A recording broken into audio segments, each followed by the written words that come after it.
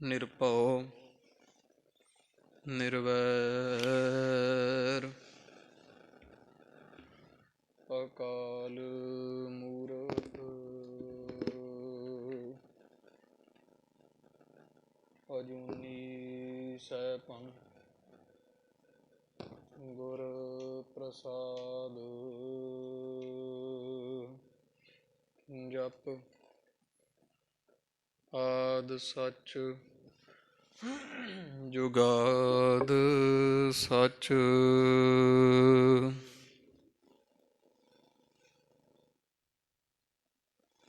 ਹੈ ਭੀ ਸਚ ਨਾਨਕ ਹੋਸੀ ਭੀ ਸਚ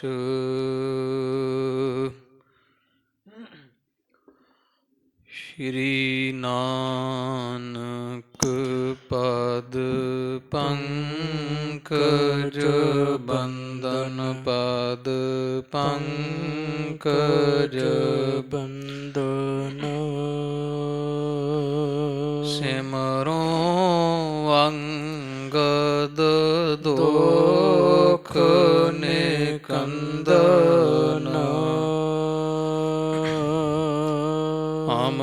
ਅਮਰਦਾਸ ਗੁਰ ਹਿਰਦੇ ਧਿਆਵਾਂ ਜੀ ਹਿਰਦੇ ਧਿਆਵਾਂ ਸ਼੍ਰੀ ਗੁਰ ਰਾਮਦਾਸ ਗੁਣ ਗਾਵਾਂ ਸ਼੍ਰੀ ਅਰਜਨ ਬਿਘਨਨ ਕੇ ਨਾਸ਼ਕ ਬਿਘਨਨ ਕੇ ਨਾਸ਼ਕ ਹਰ ਗੋਬਿੰਦ ਸ਼ੁਭ ਸੁਮਤ ਪ੍ਰਕਾਸ਼ਕ ਸ਼੍ਰੀ ਹਰਿ ਰਾਏ ਨਮੋ ਕਰ ਜੋਰੀ ਨਮੋ ਕਰ ਜੋਰੀ ਗੁਰ ਹਰਿ ਕ੍ਰਿਸ਼ਨ ਮਨਾਏ ਬਹੋਰੀ ਤੇਗ ਬਹਾਦਰ ਪਰਮ ਕਿਰਪਾਲਾ ਪਰਮ ਕਿਰਪਾਲਾ ਸ਼੍ਰੀ ਗੁਰ ਗੋਬਿੰਦ ਸਿੰਘ ਬਿਸਾਲਾ ਤਰੋਂ ਤਰਾ ਪਰ ਪੁੰਨ ਪੁੰਨ ਸੀਸਾ ਜੀ ਪੁੰਨ ਪੁੰਨ ਸੀਸਾ ਬੰਦੋਂ ਬਾਰ ਬਾਰ ਜਗਦੀਸ਼ਾ ਜਿਸਮੈ ਹੈ ਅੰਮ੍ਰਿਤ ਗਿਆਨ ਹੈ ਮਾਣਿਕ ਭਗਤ ਵਿਰਾਗ ਗੁਰੂ ਗ੍ਰੰਥ ਸਾਹਿਬ ਉਦਦ ਬੰਦੋਂ ਕਰ ਅਨੁਰਾਗ ਸ਼੍ਰੀ ਗੁਰ ਸ਼ਬਦ ਕਮਾਏ ਜਿਨਾ ਜੀਤੇ ਪੰਚ ਵਿਕਾਰ ਤਿਨ ਸੰਤਨ ਕਉ ਬੰਦਨਾ ਸਿਰ ਚਰਨਨ ਪਰਤਾਰ ਤਿਨ ਸੰਤਨ ਕਉ ਬੰਦਨਾ ਸਿਰ ਚਰਨਨ ਪਰਤਾਰ ਸਤਨਾਮ ਵਾਹਿਗੁਰੂ ਸਾਹਿਬ ਜੀਓ ਦੋਹਰਾ ਸ਼੍ਰੀ ਅਰਜਨ ਅਰਜਨ ਸੁਨਹਿ ਅਰਜੁਨ ਜਸ ਉਪਜਾਏ, ਸਮੈ ਦੁਪਹਿਰੀ ਲਗ ਗੁਰੂ, ਬੈਠ ਗਿਰੰਥ ਲਿਖਵਾਏ। ਸ੍ਰੀ ਅਰਜਨ ਅਰਜਨ ਸੁਨਹਿ, ਅਰਜੁਨ ਜਸ ਉਪਜਾਏ, ਸਮੈ ਦੁਪਹਿਰੀ ਲਗ ਗੁਰੂ, ਬੈਠ ਗਿਰੰਥ ਲਿਖਵਾਏ। ਵਾਹਿਗੁਰੂ ਜੀ ਕਾ ਖਾਲਸਾ, ਵਾਹਿਗੁਰੂ ਜੀ ਕੀ ਫਤਿਹ। ਹਾਜ਼ਰ ਹਜੂਰ ਜਹਰ ਹਜੂਰ, ਦੀਨਾ ਬੰਧੂ ਭਗਤ ਵਛਲ ਗੁਰੂ ਗਰੀਬ ਨਵਾਜ। ਕਿਰਪਾ ਮਿਹਰਾਮਤਾਂ ਦਾ ਸਾਗਰ, ਨਿਹਚਲ ਚੌਰ ਛਤਰ ਤਖਤ ਕੇ ਮਾਲਕ। ਬਾਣੀ ਕੇ ਬੋਹਿਤ ਦਇਆ ਨਿਧ ਗੁਰੂ ਗਰੀਬ ਨਵਾਜ। ਨਿਹਚਲ ਚੌਰ ਛਤਰ ਤਖਤ ਕੇ ਮਾਲਕ, ਧੰਨ ਧੰਨ ਸਾਹਿਬਾਨ ਆਦਿ ਸ੍ਰੀ ਗੁਰੂ ਗ੍ਰੰਥ ਸਾਹਿਬ ਜੀ ਮਹਾਰਾਜ। ਸਤਿਗੁਰਾਂ ਦੇ ਸੰਧਿਆ ਸਮੇਂ ਦੇ ਸਜ ਰਹੇ ਦੀਵਾਨ ਅੰਦਰ, ਗਰੀਬ ਨਵਾਜ ਦੇ ਪਵਿੱਤਰ ਚਰਨ ਪਰਸਣ ਦਾ ਸੁਭਾਗ ਪ੍ਰਾਪਤ ਹੋਇਆ ਹੈ। ਸਤਿਗੁਰਾਂ ਦੀ ਦਇਆ ਸਦਕਾ ਤੇ ਸਾਧ ਸੰਗਤ ਦੀਆਂ ਪਵਿੱਤਰ ਘੜੀਆਂ ਦਾ ਉਜਲ ਆਨੰਦ ਨਿਤਾ ਪ੍ਰਤੀ ਮਾਣਦੇ ਹਾਂ। ਗਰੀਬ ਨਵਾਜ ਧੰਨ ਧੰਨ ਸਾਹਿਬ ਸ੍ਰੀ ਗੁਰੂ ਅਰਜੁਨ ਦੇਵ ਜੀ ਮਹਾਰਾਜ ਸ਼ਾਂਤੀ ਕੇ ਪੁੰਜ। ਸੱਚੇ ਸਤਿਗੁਰਾਂ ਦਾ ਪਵਿੱਤਰ ਇਤਿਹਾਸ ਆਪ ਜੀ ਸਮੇਂ ਤੋਂ ਨਿਤਾ ਪ੍ਰਤੀ ਸ਼ਰਵਣ ਕਰ ਰਹੇ ਹੋ। ਸ਼੍ਰੀ ਗੁਰਪ੍ਰਤਾਪ ਸੂਰਜ ਗ੍ਰੰਥ ਕ੍ਰਿਤ ਰਚਨਾ ਕਵਿਰਾਜ ਸਿੰਘ ਸਾਹਿਬ ਭਾਈ ਸੰਤੋਖ ਸਿੰਘ ਜੀ, ਜਿਨ੍ਹਾਂ ਨੇ ਸਤਿਗੁਰੂ ਕਲਗੀਧਰ ਪਾਤਸ਼ਾਹ ਮਹਾਰਾਜ ਦੀ ਬੜੀ ਦਇਆ ਬਖਸ਼ਿਸ਼ ਦੇ ਸਦਕਾ ਇਹ ਸਾਰਾ ਇਤਿਹਾਸ ਇਕੱਤਰ ਕਰਕੇ ਕਾਵ ਰਚਨਾ ਅੰਦਰ ਰਚਕਾਰ ਸ਼੍ਰੀ ਗੁਰਪ੍ਰਤਾਪ ਸੂਰਜ ਗ੍ਰੰਥ ਲਿਖਦਿਆਂ ਹੋਇਆਂ ਬੜਾ ਵੱਡਾ ਪਰਉਪਕਾਰ ਕੀਤਾ। ਇਹ ਗ੍ਰੰਥ ਪੰਥ ਦੀ ਝੋਲੀ ਵਿੱਚ ਪਾਇਆ। ਬੜੇ ਤਖਤਾਂ ਉੱਪਰ ਗੁਰਧਾਮਾਂ ਉੱਤਰ ਗਿਆਨੀ ਸਿੰਘ ਸਾਹਿਬਾਨਾਂ ਪਾਸੋਂ ਇਸ ਗ੍ਰੰਥ ਦੀ ਪਵਿੱਤਰ ਗਾਥਾ ਸ਼ਰਵਣ ਕਰਨ ਦੇ ਸੁਭਾਗ ਬਹੁਤ ਸੰਗਤ ਨੂੰ ਪ੍ਰਾਪਤ ਹੁੰਦੇ। ਬੜੀ ਸੁੰਦਰ ਬਾਕਮਾਲ ਕਲਮ ਕਵੀ ਸਾਹਿਬ ਜੀਆਂ ਦੀ ਅਲੰਕਾਰ ਉਪਮਾ ਪ੍ਰਮਾਣ ਦੇ ਦੇ ਕੇ ਸੱਚੇ ਪਾਤਸ਼ਾਹ ਮਹਾਰਾਜ ਦੇ ਦਰ ਕਰਦੀ ਬੜੀ ਸੋਭਾ ਗਾਈ। ਜਥਾ ਪ੍ਰਸੰਗ ਆਪਾਂ ਕੱਲ੍ਹ ਦੇ ਦੀਵਾਨ ਵਿੱਚ ਸ਼ਰਵਣ ਕੀਤਾ ਕਿ ਦਇਆ ਕੇ ਦਾਤੇ ਧੰਨ ਸਾਹਿਬ ਸ੍ਰੀ ਗੁਰੂ ਅਰਜਨ ਦੇਵ ਜੀ ਮਹਾਰਾਜ। ਇਹੋ ਜੀਓ ਬਹੁਤੇ ਜਨਮ ਭਰਮਿਆ ਤਾਂ ਸਤਿਗੁਰ ਸ਼ਬਦ ਸੁਣਾਇਆ। ਸਾਡੇ ਜੀਵਾਂ ਦੇ ਕਲਿਆਣ ਹਿੱਤ ਸੱਚੇ ਪਾਤਸ਼ਾਹ ਜੀਆਂ ਖਾਲਸਾ ਜੀ ਚਾਰ ਪਾਤਸ਼ਾਹੀਆਂ ਦੀ ਜੋ ਬਾਣੀ ਪੋਥੀਆਂ ਰੂਪ ਵਿੱਚ ਹੈ ਸੀ, ਉਸ ਬਾਣੀ ਨੂੰ ਇੱਕੋ ਥਾਂ ਇਕੱਤਰ ਕਰਨ ਵਾਸਤੇ ਬੜਾ ਉਦਮ ਕੀਤਾ, ਪਰਉਪਕਾਰ ਕੀਤਾ। ਅਜੋਕੇ ਸਮੇਂ ਦਾ ਰਾਮਸਰ ਸਾਹਿਬ ਦਾ ਪਵਿੱਤਰ ਅੰਮ੍ਰਿਤਸਰ ਸਾਹਿਬ ਅਸਥਾਨ, ਜਿੱਥੇ ਗਰੀਬ ਨਵਾਜ ਮਹਾਰਾਜ ਜੀਆਂ ਭਾਗ ਲਾਏ, ਭਾਈ ਗੁਰਦਾਸ ਸਾਹਿਬ ਜੀਆਂ ਨੂੰ ਲਿਖਾਰੀ ਲਾ ਗੁਰੂ ਗ੍ਰੰਥ ਸਾਹਿਬ ਮਹਾਰਾਜ ਦੀ ਪਾਵਨ ਬੀੜ ਲਿਖਣੀ ਆਰੰਭ ਕੀਤੀ। ਜਪਜੀ ਸਾਹਿਬ ਦੀ ਪਾਵਨ ਬਾਣੀ ਇੱਕ ਓਅੰਕਾਰ ਤੋਏ ਆਰੰਭ ਕਰਕੇ ਪਾਵਨ ਜਾਪ ਪਹਿਲਾਂ ਕੁਝ ਸ਼ਬਦ ਲਿਖ ਕੇ ਰਹਿਰਾਜ ਸਾਹਿਬ ਦੇ ਕੀਰਤਨ ਸੋਹਿਲਾ ਉਪਰੰਤ ਮਹਾਰਾਜ ਜੀਆਂ ਦਇਆ ਕਰਕੇ ਰਾਗਾਂ ਵਿੱਚ ਸ੍ਰੀ ਰਾਗ ਹੈ ਸਾਰਿਆਂ ਤੋਂ ਸ਼੍ਰੋਮਣੀ ਰਾਗ ਸ੍ਰੀ ਰਾਗ ਆਰੰਭ ਕੀਤਾ। ਮਹਾਰਾਜ ਜੀ ਉਚਾਰਦੇ ਗੁਰਬਾਣੀ, ਪੋਥੀਆਂ ਪੜ੍ਹ ਰਹੇ ਹੈ। ਚਾਹੇ ਮਹੱਲਾ ਸ਼ਬਦ ਕਿਤੇ ਲਿਖਿਆ ਨਹੀਂ ਹੈ ਸੀ, ਪਰ ਭਾਈ ਗੁਰਦਾਸ ਜੀ ਜਿਨ੍ਹਾਂ 'ਤੇ ਮਹਾਰਾਜ ਦੀ ਬੜੀ ਦਇਆ ਹੋਈ, ਜਿਵੇਂ ਸਾਧ ਸੰਗਤ ਜੀ 100 ਜਣਿਆਂ ਵਿੱਚ ਖੜ੍ਹੇ ਹੋਏ ਪਤੀ ਦੀ ਆਵਾਜ਼ ਸੁਣ ਕੇ ਪਤਨੀ ਸਿਆਣ ਲੈਂਦੀ ਹੈ, ਛੋਟਾ ਬੱਚਾ ਘਰ ਵਿੱਚ ਮਾਤਾ ਪਿਤਾ ਦੀ ਆਵਾਜ਼ ਨੂੰ ਸਭ ਤੋਂ ਵੱਖਰਿਆਂ ਜਾਣਦਾ ਹੈ ਅਤੇ ਸਮਝਦਾ ਹੈ, ਵੇਖੇ ਤੋਂ ਬਿਨਾਂ ਹੀ ਸੁਣ ਕੇ ਹੀ ਦੱਸ ਦਿੰਦਾ। ਇਹੋ ਜਿਹੀ ਬਖਸ਼ਿਸ਼ ਮਹਾਰਾਜ ਜੀਆਂ ਨੇ ਕੀਤੀ। ਭਾਈ ਗੁਰਦਾਸ ਜੀ ਬਾਣੀ ਮਹਾਰਾਜ ਦੇ ਮੁਖੋਂ ਸੁਣ ਕੇ ਹੀ ਜਾਣ ਲੈਂਦੇ ਵੀ ਕਿਸ ਪਾਤਸ਼ਾਹ ਦਾ ਇਹ ਪਾਵਨ ਸ਼ਬਦ ਹੈ। ਉਸੇ ਤਰ੍ਹਾਂ ਮਹੱਲਾ ਪਹਿਲਾ, ਮਹੱਲਾ ਦੂਜਾ, ਮਹੱਲਾ ਤੀਜਾ, ਮਹੱਲਾ ਚੌਥਾ ਸ਼ਬਦ ਪਾਈ ਜਾਂਦੇ ਹੈ।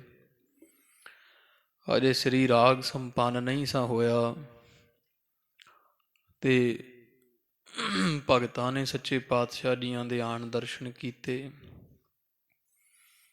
ਗਰੀਬ ਨਵਾਜ ਮਹਾਰਾਜ ਬੜੇ ਪ੍ਰਸੰਨ ਹੋਏ, ਪੁੱਛਿਆ ਵੀ ਕਿਸ ਕਾਰਨ ਇੱਥੇ ਆਏ ਹੋ, ਅਰ ਕਿਹੜਾ ਭਗਤ ਕੌਣ ਹੈ? 15 ਜਣਾਂ ਵਿੱਚੋਂ ਦੱਸੋ ਗਿਣਤੀ, ਨਾਮ ਦੱਸੋ ਜੀ। ਭਗਤ ਕਬੀਰ ਸਾਹਿਬ ਜੀ ਫਿਰ ਦੱਸਣ ਲੱਗੇ ਵੀ ਮਹਾਰਾਜਾ ਭਗਤ ਰਵਿਦਾਸ ਜੀ ਹੈ, ਭਗਤ ਫਰੀਦ ਜੀ, ਮੈਂ ਭਗਤ ਕਬੀਰ, ਬਾਬਾ ਨਾਮਦੇਵ ਜੀ ਆਏ ਹੈ, ਭਗਤ ਸੈਣ ਜੀ, ਰਾਮਾਨੰਦ ਜੀ, ਪਰਮਾਨੰਦ ਜੀ, ਭਗਤ ਪੀਪਾ ਜੀ,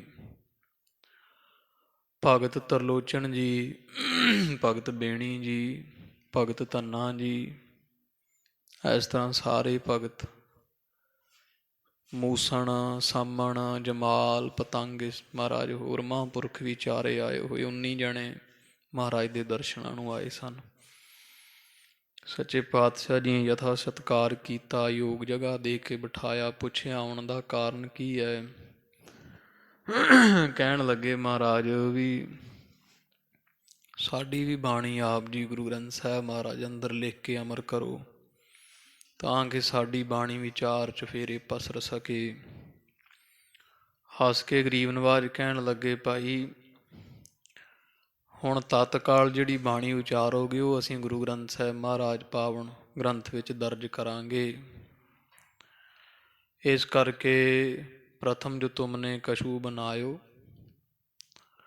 ਇਹ ਮਹਾਰਾਜ ਨੇ ਬਚਨ ਕੀਤੇ ਵੀ ਸੋ ਨਾ ਚੜਾਵ ਹੈ ਗ੍ਰੰਥ ਮਜਾਰੀ, ਰਚਾਓ ਅਬ ਹੈ ਇਸਕੇ ਅਨੁਸਾਰੀ। ਵੀ ਗੁਰੂ ਨਾਨਕ ਪਾਤਸ਼ਾਹ ਦੇ ਸਿਧਾਂਤ ਦੇ ਅਨੁਸਾਰ ਤੁਸੀਂ ਹੁਣ ਜੋ ਵੀ ਸ਼ਬਦ ਬਾਣੀ ਉਚਾਰੋਗੇ ਉਹ ਸਾਰੀ ਅਸੀਂ ਗੁਰੂ ਗ੍ਰੰਥ ਸਾਹਿਬ ਮਹਾਰਾਜ ਦੇ ਪਵਿੱਤਰ ਸਰੂਪ ਵਿੱਚ ਚੜਾਵਾਂਗੇ, ਲਿਖਾਂਗੇ। ਬੜੇ ਪ੍ਰਸੰਨ ਹੋਏ, ਮਹਾਰਾਜ ਨੂੰ ਧੰਨ ਧੰਨ ਕਰਦੇ ਭਗਤ। ਇਹ ਪ੍ਰਸੰਗ ਖਾਲਸਾ ਜੀ ਆਪਾਂ ਕੱਲ੍ਹ ਦੇ ਦੀਵਾਨ ਵਿੱਚ ਸਰਵਣ ਕੀਤਾ ਹੈ। ਫਿਰ ਜਿਵੇਂ ਭਾਈ ਗੁਰਦਾਸ ਸਾਹਿਬ ਜੀਆਂ ਨੂੰ ਸਤਿਗੁਰਾਂ ਨੇ ਭਗਤਾਂ ਦੇ ਦਰਸ਼ਨ ਕਰਵਾਏ, ਮਨ ਦਾ ਸ਼ੰਕਾ ਸੀ ਵੀ ਮਹਾਰਾਜ ਬਾਣੀ ਲਿਖਾਈ ਜਾਂਦੇ ਹੈ, ਹਰੇਕ ਸ਼ਬਦ ਦੇ ਮਗਰ ਲਿਖਾਈ ਜਾਂਦੇ ਹੈ। ਕਹਿ ਰਵਿਦਾਸ ਖਲਾਸ ਚ ਮਾਰਾ, ਜੋ ਹਮ ਸਹਿਰੀ ਸੋ ਮੀਤ ਹਮਾਰਾ, ਧੰਨੈ ਧਨ ਪਾਇਆ ਧਰਣੀ ਧਰ। ਜਾਂ ਕਹਿ ਤਿਰਲੋਚਨ ਮੀਤ ਵੀ ਮਹਾਰਾਜ ਕਹੋ ਕਬੀਰ ਜਬ ਜਾਣਿਆ, ਵੀ ਨਾਮ ਭਗਤਾਂ ਦਾ ਉਚਾਰਦੇ ਕਬੀਰ ਜੀ ਕਹਿ ਰਹੇ, ਪਰ ਦਿਸਦਾ ਕੋਈ ਭਗਤ ਹੈ ਨਹੀਂ। ਉਹ ਫਿਰ ਮਹਾਰਾਜ ਨੇ ਦਰਸ਼ਨ ਕਰਾਏ ਸੀ ਭਾਈ ਗੁਰਦਾਸ ਜੀ ਨੂੰ 15 ਦੇ 15 ਭਗਤਾਂ ਦੇ। ਉਹ ਕਥਾ ਜਿਵੇਂ ਅੱਜ ਆਉਂਦੀ ਹੈ, ਚਿੱਤ ਬਿਰਤੀ ਇਕਾਗਰ ਕਰਕੇ ਸਰਵਣ ਕਰੋ ਜੀ। ਸਤਿਗੁਰੂ ਧੰਨ ਸ਼੍ਰੀ ਗੁਰੂ ਅਰਜਨ ਦੇਵ ਜੀ ਮਹਾਰਾਜ ਨੂੰ ਹਿਰਦੇ ਵਸਾਈਏ, ਰਸਨਾ ਕਰੋ ਪਵਿੱਤਰ ਜੀ, ਆਖੋ ਸਤਿਨਾਮ ਸ਼੍ਰੀ ਵਾਹਿਗੁਰੂ ਸਾਹਿਬ ਜੀ। ਸਤਿਨਾਮ ਸ਼੍ਰੀ ਵਾਹਿਗੁਰੂ ਸਾਹਿਬ ਜੀ। ਦੋਹਰਾ ਸ਼੍ਰੀ ਅਰਜਨ ਸੁਨਹਿ। ਕਵੀ ਜੀ ਮਹਾਰਾਜ ਦੀ ਉਪਮਾ ਕਰਦੇ ਵੀ ਧੰਨ ਗੁਰੂ ਅਰਜਨ ਦੇਵ ਜੀ ਮਹਾਰਾਜ ਜਿਹੜੇ ਸਭ ਦਾਸਾਂ ਸੇਵਕਾਂ ਸਿੱਖਾਂ ਦੀਆਂ ਬੇਨਤੀਆਂ ਸੁਣਨ ਵਾਲੇ ਹੈ, ਅਰਜੁਨ ਜਸ ਉਪਜਾਏ। ਤੇ ਸਾਰੀਆਂ ਸਿੱਖਾਂ ਦੀਆਂ ਬੇਨਤੀਆਂ ਸੁਣ ਕੇ ਜੋ ਮੰਗੈ ਠਾਕੁਰ ਆਪਣੇ ਤੇ ਸੋਈ ਸੋਈ ਦੇਵੈ, ਦਾਤਾਂ ਬਖਸ਼ਣ ਵਾਲੇ ਹੈ। ਜਿਸ ਕਰਕੇ ਉਜਲ ਜਿਹੜਾ ਪਵਿੱਤਰ ਜਸ ਵਡਿਆਈ ਮਹਾਰਾਜ ਦੀ ਸਭ ਸੰਸਾਰ ਵਿੱਚ ਫੈਲ ਰਹੀ ਹੈ। ਸਭ ਸੰਸਾਰ ਕਹਿੰਦਾ ਹੈ ਵੀ ਗੁਰੂ ਅਰਜਨ ਪ੍ਰਤੱਖ ਹਰ, ਵੀ ਗੁਰੂ ਅਰਜਨ ਦੇਵ ਜੀ ਤਾਂ ਪ੍ਰਤੱਖ ਹੀ ਪਰਮੇਸ਼ਰ ਹਨ। ਜਾ ਕੇ ਅਰਦਾਸ ਕਰੋ, ਬੇਨਤੀ ਕਰੋ, ਬਿਨਤ ਕਰੋ ਅਰਦਾਸ ਸੁਣੋ ਜੇ ਠਾਕੁਰ ਭਾਵੈ। ਜਦੋਂ ਭਾ ਜਾਵੇ ਅਰਦਾਸ ਫਿਰ ਸੱਚੇ ਪਾਤਸ਼ਾਹ ਮਹਾਰਾਜ ਜੀ ਸਾਰੇ ਕਾਰਜ ਸਿੱਧ ਕਰਨ ਵਾਲੇ ਹੈ। ਇਸ ਤਰ੍ਹਾਂ ਮਹਾਰਾਜ ਦੀ ਸਭ ਸੰਸਾਰ ਵਡਿਆਈ ਕਰਦਾ ਹੈ। ਹਜ਼ੂਰ ਦਾ ਉਜਲ ਪਵਿੱਤਰ ਜਸ ਸਭ ਸੰਸਾਰ ਵਿੱਚ ਫੈਲ ਰਿਹਾ ਹੈ। ਸਮੈ ਦੁਪਹਿਰੀ ਲਗ ਗੁਰੂ, ਤੇ ਦੁਪਹਿਰ ਦੇ ਸਮੇਂ ਤੀਕਰ ਸੱਚੇ ਪਾਤਸ਼ਾਹ ਜੀ ਬੈਠ ਗ੍ਰੰਥ ਲਿਖਵਾਏ। ਗੁਰੂ ਗ੍ਰੰਥ ਸਾਹਿਬ ਦੀ ਬਾਣੀ ਲਿਖਾਉਂਦੇ ਆ। ਦੋ ਪਹਿਰ ਦੇ ਜਿਹੜੇ ਦਿਨ ਦੇ ਪਹਿਰ ਆ ਨਾ, ਦੋ ਪਹਿਲੇ ਇਹਨਾਂ ਸਮਾਂ ਮਹਾਰਾਜ ਜੀ ਰਾਮਸਰ ਸਾਹਿਬ ਦੇ ਸਥਾਨ ਤੇ ਗੁਰਬਾਣੀ ਲਿਖਾਉਂਦੇ ਐ। ਚੌਪਈ ਸੁਦਾ ਸਰੋਵਰ ਪੁਨ ਚੱਲ ਜਾਵਹਿ। ਤੇ ਮਗਰਲੇ ਜਿਹੜੇ ਪਹਿਰ ਹੁੰਦੇ ਦਿਨ ਦੇ ਸੱਚੇ ਪਾਤਸ਼ਾਹ ਜੀ ਅੰਮ੍ਰਿਤਸਰ ਸਰੋਵਰ ਜਿੱਥੇ ਹਰਿਮੰਦਰ ਸਾਹਿਬ ਹੈ ਇਸ ਪਾਸੇ ਆ ਜਾਂਦੇ ਐ। ਕਰਹਿ ਪ੍ਰਦਛਨ ਸੀਸ ਨਿਵਾਵਹਿ। ਪ੍ਰਦਛਣਾ ਕਰਦੇ ਸਰੋਵਰ ਦੀਆਂ, ਫਿਰ ਹਰਿਮੰਦਰ ਸਾਹਿਬ ਦੇ ਦਰਸ਼ਨ ਕਰਦੇ ਐ। ਹਰਿਮੰਦਰ ਸਾਹਿਬ ਅੰਦਰ ਸੀਸ ਨਵਾਉਂਦੇ ਐ। ਬੈਠਾ ਹੈ ਜਬ ਹੈ ਸੰਗਤਾਂ ਬ੍ਰਿੰਦ। ਤੇ ਜਦੋਂ ਸਾਰੀਆਂ ਸੰਗਤਾਂ ਮਹਾਰਾਜ ਦੇ ਹਜ਼ੂਰੀ ਵਿੱਚ ਆ ਕੇ ਸਜ ਜਾਂਦੀਆਂ, ਬੈਠ ਜਾਂਦੀਆਂ ਨੇ। ਦਰਸਹਿ ਸਤਿਗੁਰ ਚੰਦ ਮਨਿੰਦ। ਗਰੀਬ ਨਵਾਜ ਦਾ ਮੁਖਾਰਬਿੰਦ ਜਿਹੜਾ ਚੰਦਰਮਾ ਦੇ ਸਦਰਸ ਸਭ ਹਿਰਦਿਆਂ ਨੂੰ ਠੰਡ ਪਾਉਣ ਵਾਲਾ ਹੈ। ਸੰਗਤਾਂ ਰੱਜ ਰੱਜ ਕੇ ਮਹਾਰਾਜ ਦੇ ਦਰਸ਼ਨ ਕਰਦੀਆਂ, ਕਿਉਂਕਿ ਅੱਗੇ ਤਾਂ ਮਹਾਰਾਜ ਦੇ ਖੁੱਲ੍ਹੇ ਡੁੱਲੇ ਦਰਸ਼ਨ ਸਾਰਾ ਦਿਨ ਰਾਤ ਹੁੰਦੇ ਹੈ। ਹੁਣ ਮਹਾਰਾਜ ਘੱਟ ਹੀ ਆਉਂਦੇ ਆ ਹਰਿਮੰਦਰ ਸਾਹਿਬ ਵੱਲ। ਜਦੋਂ ਆ ਜਾਂਦੇ ਫਿਰ ਸੰਗਤਾਂ ਰੱਜ ਰੱਜ ਕੇ ਦਰਸ਼ਨ ਕਰਦੀਆਂ ਨੇ। ਹਰਿਮੰਦਰ ਮਹਿ ਹੋਏ ਦਰਬਾਰੇ। ਤੇ ਹਰਿਮੰਦਰ ਸਾਹਿਬ ਵਿੱਚ ਮਹਾਰਾਜ ਦਾ ਬੜਾ ਭਾਰੀ ਦੀਵਾਨ ਮਗਰਲੇ ਪਹਿਰ ਸਜਦਾ ਹੈ। ਥਿਤ ਮਸੰਦ ਅਰਦਾਸ ਉਚਾਰੇ। ਬੜੇ ਮਸੰਦ ਵੀ ਮਹਾਰਾਜ ਪਾਸ ਆ ਕੇ ਖੜੇ ਹੋ ਜਾਂਦੇ ਜਦੋਂ ਸਤਿਗੁਰੂ ਆਉਂਦੇ ਹੈ। ਪਾਸਿਓਂ ਕਾਰ ਭੇਟਾਵਾਂ ਲੈ ਕੇ ਆਉਂਦੇ ਸੰਗਤਾਂ ਦੀਆਂ। ਫਿਰ ਜਿਨ੍ਹਾਂ ਦਾ ਸੰਬੰਧ ਦਿੱਤਾ ਹੁੰਦਾ ਉਹ ਅਰਦਾਸਾਂ ਲਿਖ ਕੇ ਭੇਜਦੇ ਆ ਵੀ ਮਹਾਰਾਜ ਦੇ ਚਰਨਾਂ 'ਚ ਸਾਡੀ ਆਹ ਅਰਦਾਸ ਕਰਿਆ ਜੋ। ਇਸ ਤਰ੍ਹਾਂ ਮਸੰਦ ਵੀ ਖੜ ਖੜ ਕੇ ਮਹਾਰਾਜ ਦੇ ਪਾਸ ਅਰਦਾਸਾਂ ਸਿੱਖਾਂ ਦੀਆਂ ਤੇ ਆਪਣੀਆਂ ਕਰਦੇ ਨੇ। ਆਏ ਉਪਾਇਨ ਪਾਇਨ ਅਰਪਹਿ। ਹੋਰ ਵੀ ਸੰਗਤਾਂ ਆਉਂਦੀਆਂ ਮਹਾਰਾਜ ਦੇ ਚਰਨੀ, ਨਾਨਾ ਤਰ੍ਹਾਂ ਦੀਆਂ ਭੇਟਾਵਾਂ ਭੇਟ ਕਰਦੀਆਂ ਹਨ। ਸੁਰ ਸਮੁਦਾਇ ਜਾਏ ਜਿਮ ਹਰਪਹਿ। ਤੇ ਇਸ ਤਰ੍ਹਾਂ ਸਾਧ ਸੰਗਤ ਦੀ ਸੋਭਾ ਹੈ ਮਹਾਰਾਜ ਦੀ, ਜਿਵੇਂ ਵਿਸ਼ਨੂੰ ਕੋਲ ਸਾਰੇ ਦੇਵਤੇ ਜਾਂਦੇ ਹੈ। ਮਹਾਂ ਵਿਸ਼ਨ ਮਾਇਆ ਦੇ ਪਤੀ ਗੁਰੂ ਅਰਜਨ ਦੇਵ ਜੀ ਹੈ ਤੇ ਸਿੱਖ ਦੇਵਤਿਆਂ ਵਰਗੇ ਹੈ, ਹਜ਼ੂਰ ਦੇ ਪਾਸ ਆਉਂਦੇ ਜਾਂਦੇ ਨੇ। ਦਇਆ ਧਾਰ ਦਰਸ਼ਨ ਕੋ ਦੇਤ। ਬੜੀ ਦਇਆ ਕਰਦੇ ਮਹਾਰਾਜ ਜੀ, ਸਭ ਸੰਗਤਾਂ ਨੂੰ ਬੜੇ ਦਰਸ਼ਨ ਦੇ ਕੇ ਨਿਹਾਲ ਕਰਦੇ ਆ। ਸਿੱਖ ਦੇਖਤ ਮਨ ਬਾਛਤ ਲੇਤ। ਸਿੱਖ ਵੀ ਮਹਾਰਾਜ ਦੇ ਦਰਸ਼ਨ ਕਰਕੇ ਜੋ ਮਨ ਚ ਪਾਉਂਦਾ ਉਹੀ ਲੈ ਲੈਂਦੇ ਆ ਸਤਿਗੁਰਾਂ ਤੋਂ। ਏਕ ਜਾਮ ਤਹਿ ਬੈਠ ਬਿਤਾਵਹਿ। ਤੋ ਸਾਧ ਸੰਗਤ ਜੀ ਦੁਪਹਿਰ ਤੋਂ ਬਾਅਦ ਇੱਕ ਕੁ ਪਹਿਰ ਮਹਾਰਾਜ ਜੀ ਇੱਥੇ ਹਰਿਮੰਦਰ ਸਾਹਿਬ ਬਤੀਤ ਕਰਦੇ ਆ। ਪੁਨ ਤੰਬੂ ਦਿਸ਼ ਕੋ ਚੱਲ ਆਵਹਿ। ਉਸ ਤੋਂ ਬਾਅਦ ਸੱਚੇ ਪਾਤਸ਼ਾਹ ਜੀ ਫੇਰ ਜਿੱਥੇ ਤੰਬੂ ਲੱਗਿਆ ਹੁੰਦਾ ਭਾਵ ਰਾਮਸਰ ਸਾਹਿਬ ਦੇ ਸਥਾਨ ਤੇ ਆ ਜਾਂਦੇ ਆ। ਰਾਤ ਦਿਵਸ ਬੀਤਹਿ ਵਿੱਚ ਡੇਰੇ। ਰਾਤ ਦਿਨ ਮਹਾਰਾਜ ਨੂੰ ਜ਼ਿਆਦਾ ਸਮਾਂ ਜਿਹੜਾ ਉਹ ਇੱਥੇ ਵੀ ਹਜ਼ੂਰ ਹਰਿਮੰਦਰ ਸਾਹਿਬ ਘੱਟ ਹੀ ਜਾਂਦੇ ਹੈ। ਜ਼ਿਆਦਾ ਸਮਾਂ ਮਹਾਰਾਜ ਨੂੰ ਇੱਥੇ ਰਾਮਸਰ ਦੇ ਸਥਾਨ ਤੰਬੂ ਵਿੱਚ ਹੀ ਬੀਤਦਾ ਹੈ। ਸ਼ਬਦ ਬਣਾਏ ਲਿਖਾਏ ਕਨੇਰੇ। ਬੜੀ ਗੁਰਬਾਣੀ ਮਹਾਰਾਜ ਜੀ ਬਣਾ ਬਣਾ ਕੇ ਉਚਾਰ ਕੇ ਭਾਈ ਗੁਰਦਾਸ ਜੀ ਪਾਸੋਂ ਸਰੂਪ ਲਿਖਵਾ ਰਹੇ ਹੈ।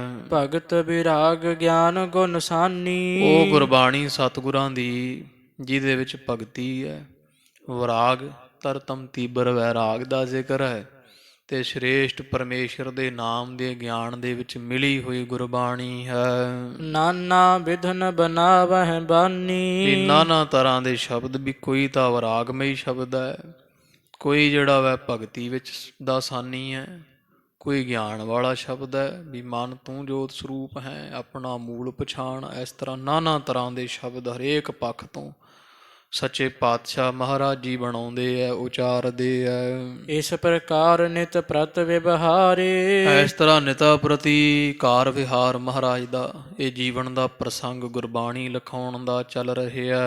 ਕਿਤਕ ਦਿਵਸ ਸਤ ਗੁਰੂ ਗੁਜਾਰੇ। ਕੁਝ ਕੁ ਸਮਾਂ ਮਹਾਰਾਜ ਨੇ ਇਸ ਤਰ੍ਹਾਂ ਹੀ ਗੁਰਬਾਣੀ ਲਿਖਾਉਂਦਿਆਂ ਤੇ ਨਿਤਾ ਪ੍ਰਤੀ ਇੱਥੇ ਬਾਹਰ ਤੰਬੂਆਂ ਵਿੱਚ ਬਤੀਤ ਕੀਤਾ ਹੈ। ਲਿਖੇ ਸ਼ਬਦ ਭਗਤਨ ਕੇ ਜਬੈ। ਤੇ ਜਦੋਂ ਮਹਾਰਾਜ ਨੇ ਗੁਰਬਾਣੀ ਪੂਰੀ ਹੋਇਆ, ਉਹ ਸ੍ਰੀ ਰਾਗ ਪਹਿਲਾ ਰਾਗ ਹੈ, ਸ੍ਰੀ ਰਾਗ ਸਾਹਿਬ ਦਾ ਇਹ ਪਾਵਨ ਰਾਗ ਸੰਪੰਨ ਹੋਣ ਤੋਂ ਪਹਿਲਾਂ ਮਹਾਰਾਜ ਨੇ ਅਖੀਰ ਤੇ ਜਦੋਂ ਭਗਤਾਂ ਦੇ ਸ਼ਬਦ ਲਿਖਣੇ ਆਰੰਭ ਕੀਤੇ ਹੈ।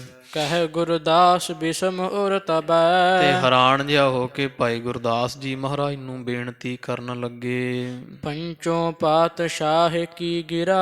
ਆਖਿਆ ਸੱਚੇ ਪਾਤਸ਼ਾਹ, ਪੰਜ ਪਾਤਸ਼ਾਹੀਆਂ ਦੀ ਜਿਹੜੀ ਬਾਣੀ ਹੈ ਤੁਹਾਡੇ ਸਮੇਤ, ਅੰਤ ਨਾਮ ਸ਼੍ਰੀ ਨਾਨਕ ਧਰਾ। ਉਹਨਾਂ ਦੇ ਸ਼ਬਦ ਜਦੋਂ ਪੂਰਾ ਹੁੰਦਾ ਹੈ, ਪੰਜ ਪਾਤਸ਼ਾਹੀਆਂ ਦੇ ਸ਼ਬਦਾਂ ਗੁਰਬਾਣੀ ਚੋਂ, ਤੇ ਅੰਤਲੇ ਸਮੇਂ ਆਪ ਜੀ ਜਿਵੇਂ ਕਹੋ ਨਾਨਕ ਜਾਂ ਨਾਨਕ ਦਾਸ, ਇਹ ਹੈ ਸੁਖ ਮੰਗੈ ਮੂਕੋ ਕਰ ਸੰਤਨ ਕੀ ਧੂਰੇ, ਵੀ ਆਪ ਮਗਰਲੇ ਪਾਸੇ ਸ਼ਬਦ ਦੇ ਗੁਰੂ ਨਾਨਕ ਪਾਤਸ਼ਾਹ ਦਾ ਨਾਮ ਲਿਖਵਾਉਂਦੇ ਹੋ। ਅਬ ਹੈ ਆਪ ਭਗਤਨ ਕੇ ਨਾਮੂ। ਪਰ ਹੁਣ ਤੁਸੀਂ ਭਗਤਾਂ ਦੇ ਨਾਮ ਲਿਖਾਉਣ ਲੱਗ ਪਏ ਹੋ, ਵੀ ਮਗਰੋਂ ਜਿਵੇਂ ਕਹਿ ਰਵਿਦਾਸ, ਕਹੋ ਕਬੀਰ, ਇਸ ਤਰ੍ਹਾਂ ਮਗਰੋਂ ਮਹਾਰਾਜ ਪਹਿਲਾਂ ਤਾਂ ਆਪ ਜੀ ਪੰਜ ਪਾਤਸ਼ਾਹੀਆਂ ਤੀਕਰ ਤੁਹਾਡੇ ਤੀਕਰ ਜਿੰਨੀ ਬਾਣੀ ਲਿਖਾਉਂਦੇ ਆਏ, ਉੱਥੇ ਤਾਂ ਗੁਰੂ ਨਾਨਕ ਪਾਤਸ਼ਾਹ ਦਾ ਸ਼ਬਦ ਵਰਤਿਆ, ਹੁਣ ਕਦੇ ਕਬੀਰ ਸਾਹਿਬ ਦਾ, ਕਦੇ ਨਾਮਦੇਵ ਦਾ ਵਰਤਣ ਲੱਗੇ ਹੋ। ਅੰਤ ਸ਼ਬਦ ਕੇ ਤਰਹ ਪੇਰਾਮੂ। ਆਹ ਸੁੰਦਰ ਨਾਮ ਭਗਤਾਂ ਦੇ ਸ਼ਬਦ ਦੇ ਅੰਤਲੇ ਸਮੇਂ ਹੁਣ ਬੋਲਦੇ ਹੋ, ਲਿਖਵਾਉਂਦੇ ਹੋ। ਦੀਖਤ ਇਹਾਂ ਭਗਤ ਨਹਿ ਕੋਈ। ਵੀ ਹੁਣ ਭਗਤ ਤਾਂ ਮਹਾਰਾਜ ਇੱਥੇ ਕੋਈ ਦਿਸਦਾ ਨਹੀਂ, ਤੇ ਉਸ ਤਰ੍ਹਾਂ ਤੁਸੀਂ ਕਹਿ ਰਹੇ ਹੋ ਕਹੋ ਕਬੀਰ, ਜਾਂ ਕਹੇ ਕਬੀਰ ਜੀ ਕਬੀਰ ਸਾਹਿਬ ਜੀ ਕਹਿ ਰਹੇ ਆ, ਪਰ ਮਹਾਰਾਜ ਭਗਤ ਤਾਂ ਇੱਥੇ ਕੋਈ ਮੇਰੇ ਲਾਗੇ ਦਿਸਦਾ ਨਹੀਂ ਹੈ। ਸ਼੍ਰੀ ਗੁਰ ਜੀ ਸੰਸੈ ਦੇਹੁ ਖੋਈ। ਇਹ ਮੇਰੇ ਮਨ ਦਾ ਸੰਸਾ ਸੱਚੇ ਪਾਤਸ਼ਾਹ ਜੀ ਆਪ ਨਾਸ਼ ਕਰੋ ਮਹਾਰਾਜ। ਸ਼੍ਰੀ ਅਰਜਨ ਤਬ ਬਾਕ ਬਖਾਨੇ। ਉਹ ਧੰਨ ਗੁਰੂ ਅਰਜਨ ਦੇਵ ਜੀ ਸਾਹਿਬ ਮਹਾਰਾਜ ਨੇ ਖਾਲਸਾ ਜੀ ਫਿਰ ਬਚਨ ਭਾਈ ਗੁਰਦਾਸ ਜੀ ਦਾ ਸ਼ੰਕਾ ਨਿਵਰਤ ਕਰਦਿਆਂ ਹੋਇਆਂ ਬੋਲੇ ਆ। ਜੇ ਚਿਤ ਚਾਹਤ ਇਸ ਕਹ ਜਾਣੇ। ਆਖਿਆ ਹੈ ਭਾਈ ਗੁਰਦਾਸ ਜੀ, ਤੁਹਾਡੇ ਮਨ ਦਾ ਜੋ ਸ਼ੰਕਾ ਹੈ ਵੀ ਭਗਤ ਹੈ ਨਹੀਂ, ਬਾਣੀ ਕੌਣ ਲਿਖਵਾਉਂਦਾ ਹੈ, ਜੇ ਇਹ ਗੱਲ ਜਾਣਨੀ ਚਾਹੁੰਦੇ ਹੋ, ਜੋ ਤਬ ਸਮੈ ਆਗਮਨ ਕੇਰੋ। ਜਿਹੜਾ ਤੁਹਾਡਾ ਆਉਣ ਦਾ ਸਮਾਂ ਨਾ, ਜਿਵੇਂ ਰੋਜ਼ ਤੁਸੀਂ ਅੰਮ੍ਰਿਤ ਵੇਲੇ ਜਿੰਨੇ ਵਜੇ ਸਾਡੇ ਪਾਸ ਆਉਂਦੇ ਹੋ ਰੋਜ਼, ਪ੍ਰਾਤ ਦੋ ਘਟਿਕਾ ਆਓ ਅਗੇਰੋ। ਕੱਲ ਨੂੰ 2 ਘੜੀਆਂ ਪਹਿਲਾਂ ਅੱਗੇ ਨਾਲੋਂ ਅੱਗੇ ਜਿੰਨੇ ਵਜੇ ਪਹੁੰਚਦੇ ਹੋ, ਉਸ ਤੋਂ 2 ਕੁ ਘੜੀਆਂ ਪਹਿਲਾਂ ਹਾਜ਼ਰ ਹੋ ਜਾਣਾ। ਤਬ ਸੰਸੈ ਤੁਬ ਹੋਏ ਬਿਨਾਸੀ। ਉਸ ਸਮੇਂ ਤੁਹਾਡੇ ਸ਼ੰਕੇ ਦਾ ਅਸੀਂ ਨਾਸ਼ ਕਰ ਦੇਵਾਂਗੇ। ਸੁਣੋ ਗੁਰਦਾਸ ਲਹਿਓ ਸੁਖ ਰਾਸੀ। ਸੁਣ ਕੇ ਖਾਲਸਾ ਜੀ ਭਾਈ ਗੁਰਦਾਸ ਜੀ ਬੜੀ ਸੁਖ, ਜਿਹੜਾ ਡਾਢਾ ਸੁਖ ਪ੍ਰਾਪਤ ਕੀਤਾ, ਵੀ ਮੇਰਾ ਸ਼ੰਕਾ ਕੱਲ ਨੂੰ ਨਿਵਰਤ ਹੋਵੇਗਾ। ਵਹਿਰ ਕਨਾਤ ਕਿਤਕ ਥਲ ਤਿਆਗਾ। ਤੇ ਫਿਰ ਇਸ ਤਰ੍ਹਾਂ ਕੁਝ ਕੁ ਥਾਂ ਛੱਡ ਕੇ, ਭਾਵ ਵੀ ਜਿੱਥੇ ਭਾਈ ਗੁਰਦਾਸ ਜੀ ਦਾ ਆਪਣਾ ਤੰਬੂ ਲੱਗਾ ਹੈ, ਮਹਾਰਾਜ ਦੇ ਤੰਬੂ ਨੂੰ ਛੱਡ ਕਰਕੇ ਤਹਿ ਭਾਈ ਕੋ ਤੰਬੂ ਲਾਗਾ। ਜਿੱਥੇ ਭਾਈ ਸਾਹਿਬ ਜੀ ਦਾ ਤੰਬੂ ਆਪਣਾ ਲੱਗਾ, ਵੀ ਗੁਰੂ ਅਰਜਨ ਦੇਵ ਪਾਤਸ਼ਾਹ ਦੇ ਤੰਬੂ ਤੋਂ ਥੋੜੀ ਵਿੱਥ ਤੇ ਇਹ ਭਾਈ ਸਾਹਿਬ ਜੀ ਦਾ ਜਿੱਥੇ ਤੰਬੂ ਲੱਗਾ ਹੈ। ਲਿਖਨ ਸਮੈ ਹਜੂਰ ਚੱਲ ਆਵਹਿ। ਭਾਈ ਗੁਰਦਾਸ ਜੀ ਆਪਣੇ ਤੰਬੂ ਵਿੱਚ ਰਹਿੰਦੇ ਹੈ। ਕਵੀ ਜੀ ਕਹਿੰਦੇ ਜਦੋਂ ਲਿਖਣ ਦਾ ਸਮਾਂ, ਜਿਵੇਂ ਅੰਮ੍ਰਿਤ ਵੇਲੇ ਮਹਾਰਾਜ ਗੁਰਬਾਣੀ ਲਿਖਾਉਂਦੇ ਆ ਨਾ, ਜਦੋਂ ਗੁਰੂ ਗ੍ਰੰਥ ਸਾਹਿਬ ਦਾ ਸਰੂਪ, ਉਦੋਂ ਰਾਤ ਭਾਈ ਗੁਰਦਾਸ ਜੀ ਆਪਣੇ ਤੰਬੂ 'ਚ ਰਹਿੰਦੇ ਆ। ਅੰਮ੍ਰਿਤ ਵੇਲੇ ਇਸ਼ਨਾਨ ਪਾਣ ਸੋਧ ਕੇ ਤੇ ਮਹਾਰਾਜ ਪਾਸ ਆ ਜਾਂਦੇ ਸਨ। ਨਾ ਤੁਰ ਤਿਸ ਮਹਿ ਦਿਵਸ ਬਿਤਾਵਹਿ। ਤੇ ਜ਼ਿਆਦਾਤਰ ਸਮਾਂ ਇੱਥੇ ਬਤੀਤ ਕਰਦੇ ਆ ਆਪਣੇ ਤੰਬੂ ਵਿੱਚ ਹੀ, ਵੀ ਜਦੋਂ ਗੁਰਬਾਣੀ ਲਿਖਾਉਣੀ ਉਦੋਂ ਹੀ ਜਾਂਦੇ ਸੀ, ਤੇ ਅਨਿਆਥਾ ਆਪਣੇ ਤੰਬੂ ਵਿੱਚ ਹੀ ਸਮਾਂ ਬਤੀਤ ਕਰਦੇ ਐ। ਸੁਨ ਸਤਿਗੁਰ ਕੇ ਬਾਕ ਅਛੇਰੇ। ਜਦੋਂ ਸਤਿਗੁਰਾਂ ਨੇ ਆਖਿਆ ਵੀ 2 ਘੜੀਆਂ ਕੱਲ ਤੋਂ ਥੋੜਾ ਪਹਿਲਾਂ ਆ ਜਾਣਾ, ਹਜ਼ੂਰ ਦੇ ਬਚਨ ਸੁਣ ਕਰਕੇ ਤਬ ਭਾਈ ਗਮਨਿਓ ਨਿਜ ਡੇਰੇ। ਭਾਈ ਗੁਰਦਾਸ ਜੀ ਆਪਣੇ ਤੰਬੂ ਵਿੱਚ ਪਹੁੰਚ ਗਏ ਐ। ਸੁਪਤ ਜਥਾ ਸੁਖ ਨਿਸਾ ਬਿਤਾਈ। ਜਥਾ ਯੋਗ ਸੁਖ ਹੈ, ਭਾਈ ਸਾਹਿਬ ਜੀ ਨੇ ਰਾਤ ਬਤੀਤ ਕੀਤੀ ਹੈ। ਰਹੀ ਜਾਮ ਕੀ ਸਾਚ ਬਨਾਈ। ਇੱਕ ਪਹਿਰ ਰਾਤ ਰਹਿੰਦਿਆਂ ਅੰਮ੍ਰਿਤ ਵੇਲੇ ਇਸ਼ਨਾਨ ਪਾਣ ਕੀਤਾ ਵੈ। ਗੁਰ ਟਿਗ ਪਹੁੰਚਨ ਸਮੈ ਲਖਾਇਓ। ਤੇ ਤਿਆਰ ਬਰ ਤਿਆਰ ਹੋ ਕੇ ਭਾਈ ਸਾਹਿਬ ਜੀ ਨੇ ਹੁਣ ਜਾਣਿਆ ਵੀ ਗੁਰੂ ਅਰਜਨ ਦੇਵ ਪਾਤਸ਼ਾਹ ਮਹਾਰਾਜ ਦੇ ਪਾਸ ਜਾਣ ਦਾ ਸਮਾਂ ਹੋ ਗਿਆ, ਵੀ ਕੱਲ ਤੋਂ 2 ਘੜੀਆਂ ਅੱਜ ਪਹਿਲਾਂ ਜਾਣਾ ਹੈ। ਦਵੈ ਕਟਿਕਾ ਆਗੇ ਚਲ ਆਇਓ। ਵੀ ਮਹਾਰਾਜ ਨੇ ਆਖਿਆ ਸੀ ਵੀ 2 ਘੜੀਆਂ ਪਹਿਲਾਂ ਚੱਲ ਕੇ ਆਉਣਾ, ਚੱਲ ਕੇ ਇੱਥੇ ਆ ਜਾਣਾ, ਵੀ ਉਹ ਸਮਾਂ ਅੱਜ ਪੂਰਾ ਹੋ ਗਿਆ 2 ਘੜੀਆਂ ਦਾ। ਤਿਸ ਛਿਨ ਸਤਿਗੁਰ ਕੇ ਚਾਹੁੰ ਦਿਸ ਮੈਂ। ਤੇ ਇਸ ਤਰ੍ਹਾਂ ਭਾਈ ਸਾਹਿਬ ਜੀ ਬੜਾ ਤਿਆਰ ਬਰ ਤਿਆਰ ਹੋ ਕੇ ਅੱਗੇ ਦੇ ਸਮੇਂ ਨਾਲੋਂ 2 ਘੜੀਆਂ ਪਹਿਲਾਂ ਮਹਾਰਾਜ ਦੇ ਤੰਬੂ ਵਿੱਚ ਪਹੁੰਚੇ। ਤੇ ਜਾ ਕੇ ਕੀ ਵੇਖਦੇ ਆ, ਭਾਈ ਸਾਹਿਬ ਜੀ ਬੜੇ ਹੈਰਾਨ ਹੁੰਦੇ ਆ, ਕਿਉਂਕਿ ਗੁਰੂ ਅਰਜਨ ਦੇਵ ਜੀ ਮਹਾਰਾਜ ਦੇ 4 ਚੁਫੇਰੇ ਚਰਚਾ ਕਰਤ ਭਗਤ ਪ੍ਰਭ ਰਸ ਮੈਂ। ਬੜੇ ਪਰਮੇਸ਼ਰ ਦੇ ਰਸ ਵਿੱਚ ਭਿੱਜੇ ਹੋਏ ਭਗਤ ਜਿਹੜੇ ਸਾਰੇ ਆਏ ਹੋਏ ਆ, ਤੇ ਬੜੀ ਮਹਾਨ ਗਿਆਨ ਗੋਸ਼ਟੀ ਹੋ ਰਹੀ ਹੈ। ਸਹਿਮ ਰਹਿਓ ਠਾਡੋ ਤਿਸ ਥਾਈ। ਭਾਈ ਗੁਰਦਾਸ ਜੀ ਤੰਬੂ 'ਚ ਤਾਂ ਨਾ ਵੜੇ ਤੇ ਸਹਿਮ ਜੇ ਗਏ, ਜਿਵੇਂ ਸੰਕੋਚ ਕਹਿਣ ਚੁੱਪਚਾਪ ਭਾਈ ਗੁਰਦਾਸ ਜੀ ਮਹਾਰਾਜ ਦੇ ਤੰਬੂ ਦੇ ਦਰਵਾਜ਼ੇ ਵਿੱਚ ਹੀ ਖੜੇ ਰਹੇ ਹੈ। ਜਹੈਂ ਦਰ ਹੋ ਤੋ ਆਏ ਬੇਜਾਈ। ਜਿੱਥੇ ਆਉਣ ਜਾਣ ਵਾਲਾ ਦਰਵਾਜ਼ਾ ਹੈ ਨਾ, ਵੜਦਿਆਂ ਸਾਰ ਉੱਥੇ ਭਾਈ ਸਾਹਿਬ ਜੀ ਬਾਹਰਲੇ ਪਾਸੇ ਹੀ ਖੜੇ ਹੋਏ ਹਨ। ਉੱਠੇ ਭਗਤ ਨਿਜ ਸਦਨ ਸਿਧੈ ਬੇ। ਤੇ ਜਦੋਂ ਭਗਤ ਜਿਹੜੇ ਆਪੋ ਆਪਣੇ ਪਰਲੋਕ ਜਿਵੇਂ ਭਗਤਪੁਰੀ ਨੂੰ ਜਾਣ ਲੱਗੇ, ਸੱਚਖੰਡ ਨੂੰ, ਮਹਾਰਾਜ ਤੋਂ ਆਗਿਆ ਲੈ ਕੇ ਉੱਠੇ ਐ। ਤਬ ਗੁਰਦਾਸ ਸਰਬ ਦਰਸੈ ਬੇ। ਤੇ ਭਾਈ ਗੁਰਦਾਸ ਜੀ ਨੇ ਫਿਰ ਲੰਘਦੇ ਹੋਏ ਸਾਰੇ ਭਗਤਾਂ ਦੇ ਦਰਸ਼ਨ ਕੀਤੇ ਐ। ਭਗਤ ਕਬੀਰ ਆਦ ਜੇ ਸਗਰੇ। ਸਾਰਿਆਂ ਤੋਂ ਅੱਗੇ ਭਗਤ ਕਬੀਰ ਸਾਹਿਬ ਜੀ ਲੱਗੇ ਹੋਏ ਐ, ਉਸ ਤੋਂ ਬਿਨਾਂ ਸਾਰੇ ਹੋਰ ਜਿੰਨੇ ਭਗਤ ਹਨ। ਦੇਖਤ ਜਾਣੇ ਅਬ ਇਹ ਡਗਰੇ। ਤੇ ਭਾਈ ਗੁਰਦਾਸ ਜੀ ਨੇ ਜਾਣਿਆ ਵੀ ਹੁਣੇ ਮਹਾਰਾਜ ਦੇ ਦਰਸ਼ਨ ਮੇਲੇ ਕਰਨ ਤੋਂ ਬਾਅਦ ਆਪੋ ਆਪਣੀ ਜਾਂ ਸੱਚਖੰਡ ਨੂੰ ਜਾ ਰਹੇ, ਆਪਣੀ ਘਰੀ ਜਾ ਰਹੇ ਐ। ਧਾਏ ਪਰਿਓ ਚਰਨਨ ਸਭ ਹੀ ਕੇ। ਤੇ ਸਾਰਿਆਂ ਦੇ ਚਰਨਾਂ ਵਿੱਚ ਦੌੜ ਕੇ ਭਾਈ ਗੁਰਦਾਸ ਜੀ ਵਾਰੀ ਸਭ ਦੇ ਚਰਨੀ ਮੱਥਾ ਟੇਕਦੇ ਐ। ਜੋਰ ਹਾਥ ਬੰਧਨ ਕਰਨੀ ਕੇ। ਬੜੀ ਸੋਹਣੀ ਤਰ੍ਹਾਂ ਸਭ ਨੂੰ ਹੱਥ ਜੋੜ ਕੇ ਨਮਸਕਾਰਾਂ ਕੀਤੀਆਂ ਨੇ। ਤਬ ਸਭ ਭਗਤਨ ਇਸ ਕੋ ਬੰਦਿਓ। ਸਾਰੇ ਭਗਤਾਂ ਨੇ ਗੁਰੂ ਘਰ ਦਾ ਬੜਾ ਸ਼੍ਰੋਮਣੀ ਕਵੀ ਤੇ ਸ਼੍ਰੇਸ਼ਟ ਸਿੱਖ ਜਾਣ ਕੇ ਭਾਈ ਗੁਰਦਾਸ ਜੀ ਨੂੰ, ਸਾਰਿਆਂ ਭਗਤਾਂ ਨੇ ਭਾਈ ਗੁਰਦਾਸ ਜੀ ਦੇ ਚਰਨੀ ਹੱਥ ਲਾਏ ਐ, ਬੜਾ ਸਤਿਕਾਰ ਕੀਤਾ ਵੀ ਇਹ ਉਹ ਮੁਕੱਦਸ ਹੱਥ ਨੇ ਭਾਈ ਗੁਰਦਾਸ ਜੀ ਦੇ, ਜਿਹੜੇ ਕਲਯੁਗ ਦੇ ਜੀਵਾਂ ਨੂੰ ਤਾਰਨ ਵਾਸਤੇ ਗੁਰਬਾਣੀ ਲਿਖ ਰਹੇ ਹੈ। ਤੋ ਹਰ ਜਸ ਲਿਖਿਆ ਹੈ ਬੇਅੰਤ ਸੋਹ ਹੈ ਸੇ ਹੱਥਾ। ਉਹ ਹੱਥ ਸ਼ੋਭਨੀਕ ਹੈ ਭਾਈ, ਜਿਹੜੇ ਪਰਮੇਸ਼ਰ ਦੀ ਵਡਿਆਈ ਲਿਖਦੇ ਹੈ। ਇਹ ਜਾਣ ਕੇ ਭਗਤਾਂ ਨੇ ਬੜਾ ਸਤਿਕਾਰ ਕੀਤਾ ਹੈ। ਕੁਸ਼ਲ ਪ੍ਰਸ਼ਨ ਤੇ ਅਧਿਕ ਆਨੰਦਿਓ। ਬੜੀ ਰਾਜੀ ਖੁਸ਼ੀ ਪੁੱਛੀ ਹੈ ਭਾਈ ਗੁਰਦਾਸ ਜੀ, ਦਰਸ਼ਨ ਕਰਕੇ ਐਨ ਬਾਗੋ ਬਾਗ ਹੋ ਰਹੇ ਹੈ। ਨਿਜ ਨਿਜ ਨਾਮ ਸੁਨਾਵਨ ਕਰਿਓ। ਤੇ ਸਾਰਿਆਂ ਨੇ ਫਿਰ ਭਾਈ ਗੁਰਦਾਸ ਜੀ ਦੇ ਨਾਲ ਉਹ ਆਪਦੀ ਜਾਣ ਪਛਾਣ ਕੀਤੀ, ਆਪੋ ਆਪਣੇ ਨਾਮ ਵੀ ਦੱਸੇ ਹੈ। ਮਿਲੇ ਸਕਲ ਔਰ ਸੰਸੈ ਹਰਿਓ। ਤੇ ਮਨ ਦਾ ਸ਼ੰਕਾ ਸਾਰਾ ਹੀ ਨਾਸ਼ ਹੋ ਗਿਆ ਭਾਈ ਸਾਹਿਬ ਜੀ ਦੇ ਜਦੋਂ ਮਿਲ ਲਿਆ ਹੈ। ਬਾਹਰ ਆਪਨੇ ਧਾਮ ਸਿਧਾਰੇ। ਫਿਰ ਭਗਤ ਸਭ ਸੱਚਖੰਡ ਨੂੰ ਆਪਣੇ ਘਰ ਨੂੰ ਚਲੇ ਗਏ ਹੈ। ਦਰ ਧਰ ਕਰ ਗੁਰਦਾਸ ਵਿਚਾਰੇ। ਭਾਈ ਗੁਰਦਾਸ ਜੀ ਮਨ ਵਿੱਚ ਬੜਾ ਸਹਿਮੇ ਹੋਏ, ਡਰ ਜਿਹਾ ਧਾਰ ਕੇ ਵਿਚਾਰਦੇ ਹੈ। ਹਮ ਟਿਗ ਪਹੁੰਚ ਚਾਹਾਂ ਗੁਰ ਫਰਮਾਇਓ। ਵੀ ਕੱਲ ਸਤਿਗੁਰਾਂ ਨੇ ਆਖਿਆ ਸੀ ਵੀ 2 ਘੜੀਆਂ ਕੱਲ ਨਾਲੋਂ ਪਹਿਲਾਂ ਸਾਡੇ ਪਾਸ ਆ ਜਾਣਾ। ਮੈਂ ਨਹਿ ਗਇਓ ਨਾ ਦਰਸ਼ਨ ਪਾਇਓ। ਤੇ ਆ ਤਾਂ ਮੈਂ ਗਿਆ, ਪਰ ਮੈਂ ਦਰਵਾਜ਼ੇ 'ਚ ਹੀ ਖੜਾ ਰਿਹਾ, ਜਿਸ ਕਰਕੇ ਮਹਾਰਾਜ ਵੀ ਅੱਜ ਤੱਕ ਮੈਂ ਗਿਆ ਹੀ ਨਹੀਂ ਜਿਸ ਕਰਕੇ ਦਰਸ਼ਨ ਨਹੀਂ ਪ੍ਰਾਪਤ ਹੋਏ ਐ। ਅੱਜ ਵੀ ਦਰਵਾਜ਼ੇ ਵਿੱਚ ਹੀ ਖੜ ਦਿੱਤਾ ਸੀ। ਤਬ ਤੋਰਨ ਹੀ ਨਿਕਟ ਪਿਆਨਾ। ਭਾਈ ਗੁਰਦਾਸ ਜੀ ਫਿਰ ਦਵਾ ਦਵ ਭੱਜ ਕੇ ਮਹਾਰਾਜ ਦੇ ਤੰਬੂ ਵਿੱਚ ਵੜੇ ਐ ਗਰੀਬ ਨਵਾਜ ਦੇ ਪਾਸ। ਬੰਧਨ ਕੀਨ ਬੰਦ ਜੁਗ ਪਾਨਾ। ਦੋਵੇਂ ਹੱਥ ਬੰਨ ਕੇ ਹਜ਼ੂਰ ਨੂੰ ਮੱਥਾ ਟੇਕਿਆ ਵੈ। ਮਹਿਮਾ ਲਖੀ ਮਹਿਦ ਮਹੀਆਨਾ। ਤੇ ਮਹਿਮਾ ਜਾਣੀ ਮਹਾਰਾਜ ਦੀ ਵੀ ਸਤਿਗੁਰੂ ਅਰਜਨ ਦੇਵ ਜੀ ਤਾਂ ਵੱਡਿਆਂ ਤੋਂ ਵੱਡੇ ਹਨ।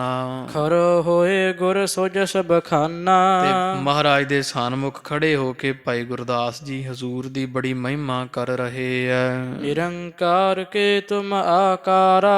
ਕਹਿਣ ਲੱਗੇ ਸੱਚੇ ਪਾਤਸ਼ਾਹ ਜਿਹੜਾ ਨਿਰੰਕਾਰ ਨਿਰਗੁਣ ਸਰੂਪ ਪਰਮੇਸ਼ਰ ਹੈ, ਤੁਸੀਂ ਉਸੇ ਦਾ ਸਰਗੁਣ ਸਰੂਪ, ਉਸੇ ਦਾ ਅਵਤਾਰ ਆਕਾਰ ਹੋ। ਸਰਗੁਣ ਰੂਪ ਬਿਸ਼ਨ ਤਨ ਤਾਰਾ। ਤੁਸੀਂ ਤਾਂ ਮਹਾ ਵਿਸ਼ਨ ਪਰਮੇਸ਼ਵਰ ਦਾ ਸਰਗੁਣ ਸਰੂਪ ਭਾਵੇਂ ਸਰੀਰ ਮਨੁੱਖਾ ਧਾਰਿਆ ਹੋਇਆ ਹੋ। ਆਪ ਜੀ ਪਰਮੇਸ਼ਰ ਪ੍ਰਤੱਖ। ਸਤ ਜੁਗ ਮਹਿ ਬਾਵਨ ਬਪ ਪਾਵਨ। ਜਿਵੇਂ ਆਪ ਜੀਆਂ ਪਵਿੱਤਰ 52 ਅਵਤਾਰ ਧਾਰਿਆ ਸੀ ਸਤਜੁਗ ਦੇ ਅੰਦਰ। ਮਾਪੇ ਤੀਨ ਲੋਕ ਤ੍ਰੈ ਪਾਵਨ। ਤੇ 3 ਜਾਂ 2.5 3 ਕਦਮਾਂ ਦੇ ਨਾਲ ਹੀ ਤਿੰਨੇ ਲੋਕ ਮਿਣ ਲਏ ਸਨ। ਤ੍ਰੇਤੈ ਰਘਵਰ ਰੂਪ ਸੁਹਾਵਨ। ਤ੍ਰੇਤੇ ਯੁੱਗ ਵਿੱਚ ਮਹਾਰਾਜ ਜੀ ਆਪ ਜੀ ਰਾਮ ਰੂਪ ਹੋ ਕਰਕੇ ਸੁਭਾਏਮਾਨ ਹੋਏ। ਕਾਏ ਅਗਨ ਰਾਖਸ਼ ਜੁਤ ਰਾਵਨ। ਵੱਡੇ ਵੱਡੇ ਰਾਖਸ਼ਾਂ ਨੂੰ ਜਿਹੜਾ ਵੈ ਪਾਪੀਆਂ ਨੂੰ ਤੁਸਾਂ ਨੇ ਨਾਸ਼ ਕੀਤਾ, ਰਾਵਣ ਵਰਗਿਆਂ ਨੂੰ। ਦੁਆਪਰ ਹੋਏ ਕ੍ਰਿਸ਼ਨ ਮੁਰਾਰੀ। ਤੇ ਦੁਆਪਰ ਦੇ ਵਿੱਚ ਕ੍ਰਿਸ਼ਨ ਭਗਵਾਨ ਜਿਹੜਾ ਮੁਰਦੈਂਤ ਦੇ ਆਰੀ ਵੈਰੀ ਹੋਏ ਉਹ ਬੜੇ ਭਾਰੀ ਹੀ। ਸ਼ਤਰਣ ਸੈਨ ਅਸੰਖ ਸੰਘਾਰੀ। ਮਹਾਭਾਰਤ ਦੇ ਯੁੱਧ ਵਿੱਚ ਬੇਗਿਣਤ ਫੌਜ ਦੁਸ਼ਮਣਾਂ ਦੀ ਮਾਰ ਮੁਕਾ ਦਿੱਤੀ ਹੈ ਸੀ। ਅਬ ਕਲ ਜੁਗ ਕੋ ਕਾਲ ਨਿਹਾਰਾ। ਤੇ ਹੁਣ ਕਲਯੁਗ ਦਾ ਬੜਾ ਭਿਆਨਕ ਸਮਾਂ ਜਾਣ ਕਰਕੇ ਗੁਰੂ ਰੂਪ ਆਪਨ ਕੋ ਤਾਰਾ। ਤੇ ਗੁਰੂ ਰੂਪ ਤੁਸੀਂ ਇਹ ਆਪ ਦਾ ਹੁਣ ਧਾਰ ਲਿਆ ਵੀ ਹੋ। ਉਹੀ ਪਰਮੇਸ਼ਰ ਜੁਗਾ ਜੁਗਾਂ ਵਿੱਚ ਅਵਤਾਰ ਧਾਰਦੇ ਹੋ। ਸਤਿਯੁਗ ਤੈ ਮਾਣਿਓ ਛਲਿਓ ਬਲ 52 ਭਾਇਓ। ਤ੍ਰੇਤੈ ਤੈ ਮਾਣਿਓ ਰਾਮ ਰਘੁਵੰਸ ਕਹਾਇਓ। ਇਸ ਤਰ੍ਹਾਂ ਇਹ ਸੱਚੇ ਪਾਤਸ਼ਾਹ ਮਹਾਰਾਜ ਜੀਓ ਦੁਆਪੁਰ ਕ੍ਰਿਸ਼ਨ ਮੁਰਾਰ ਇਸ ਤਰ੍ਹਾਂ ਆਪ ਜੀਆਂ ਬੜੀ ਦਇਆ ਕੀਤੀ। ਗਰੀਬ ਨਵਾਜ ਜੀ ਜੁਗਾ ਜੁਗਾਂ ਵਿੱਚ ਅਵਤਾਰ ਧਾਰੇ। ਕਲਯੁਗ ਦੇ ਜੀਵਾਂ ਨੂੰ ਮਹਾਰਾਜ ਡੁੱਬਦਿਆਂ ਵੇਖ ਕੇ ਹੁਣ ਗੁਰੂ ਨਾਨਕ ਪਾਤਸ਼ਾਹ ਦਾ 5ਵਾਂ ਸਰੂਪ ਤੁਸੀਂ ਧਾਰਿਆ ਹੈ। ਹਮ ਨਰ ਮੰਦ ਮਤੀ ਨਹਿ ਜਾਣੈ। ਤੇ ਅਸੀਂ ਭੈੜੀ ਮੱਤ ਵਾਲੇ ਮਨੁੱਖ ਮਹਾਰਾਜ ਨਹੀਂ ਜਾਣਦੇ, ਮੱਤ ਥੋੜੀ ਹੈ। ਤੁਮਰੀ ਮਹਿਮਾ ਮਹਿਦ ਮਹਾਨੈ। ਵੀ ਤੁਹਾਡੀ ਮਹਿਮਾ ਤਾਂ ਵੱਡਿਆਂ ਤੋਂ ਵੱਡੀ ਹੈ।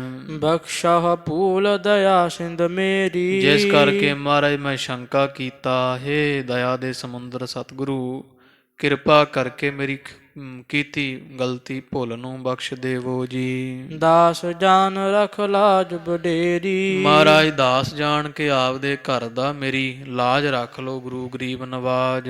ਸ਼੍ਰੀ ਅਰਜਨ ਸੁਨ ਕੈ ਤਿਸ ਕਾਲਾ। ਭਾਈ ਗੁਰਦਾਸ ਜੀ ਤੋਂ ਸੁਣ ਕੇ ਸੱਚੇ ਪਾਤਸ਼ਾਹ ਜੀਆਂ ਨੇ ਬੋਲੇ ਹੋਏ ਪ੍ਰਸੰਨ ਵਿਸਾਲਾ। ਤੇ ਭਾਈ ਗੁਰਦਾਸ ਜੀ ਤੇ ਬਹੁਤ ਖੁਸ਼ੀ ਕੀਤੀ। ਬੜੇ ਸੁੰਦਰ ਬਚਨ ਮਹਾਰਾਜ ਜੀ ਕਹਿਣ ਲੱਗੇ ਐ। ਤੁਝ ਪਰ ਖੁਸ਼ੀ ਸਨਹਾ ਵੱਡ ਭਾਗੇ। ਆਖਿਆ ਇਹ ਵੱਡੇ ਭਾਗਾਂ ਵਾਲੇ ਭਾਈ ਗੁਰਦਾਸ ਜੀ ਤੁਹਾਡੇ ਤੇ ਸਾਡੀ ਪਹਿਲਾਂ ਹੀ ਬੜੀ ਖੁਸ਼ੀ ਹੈ।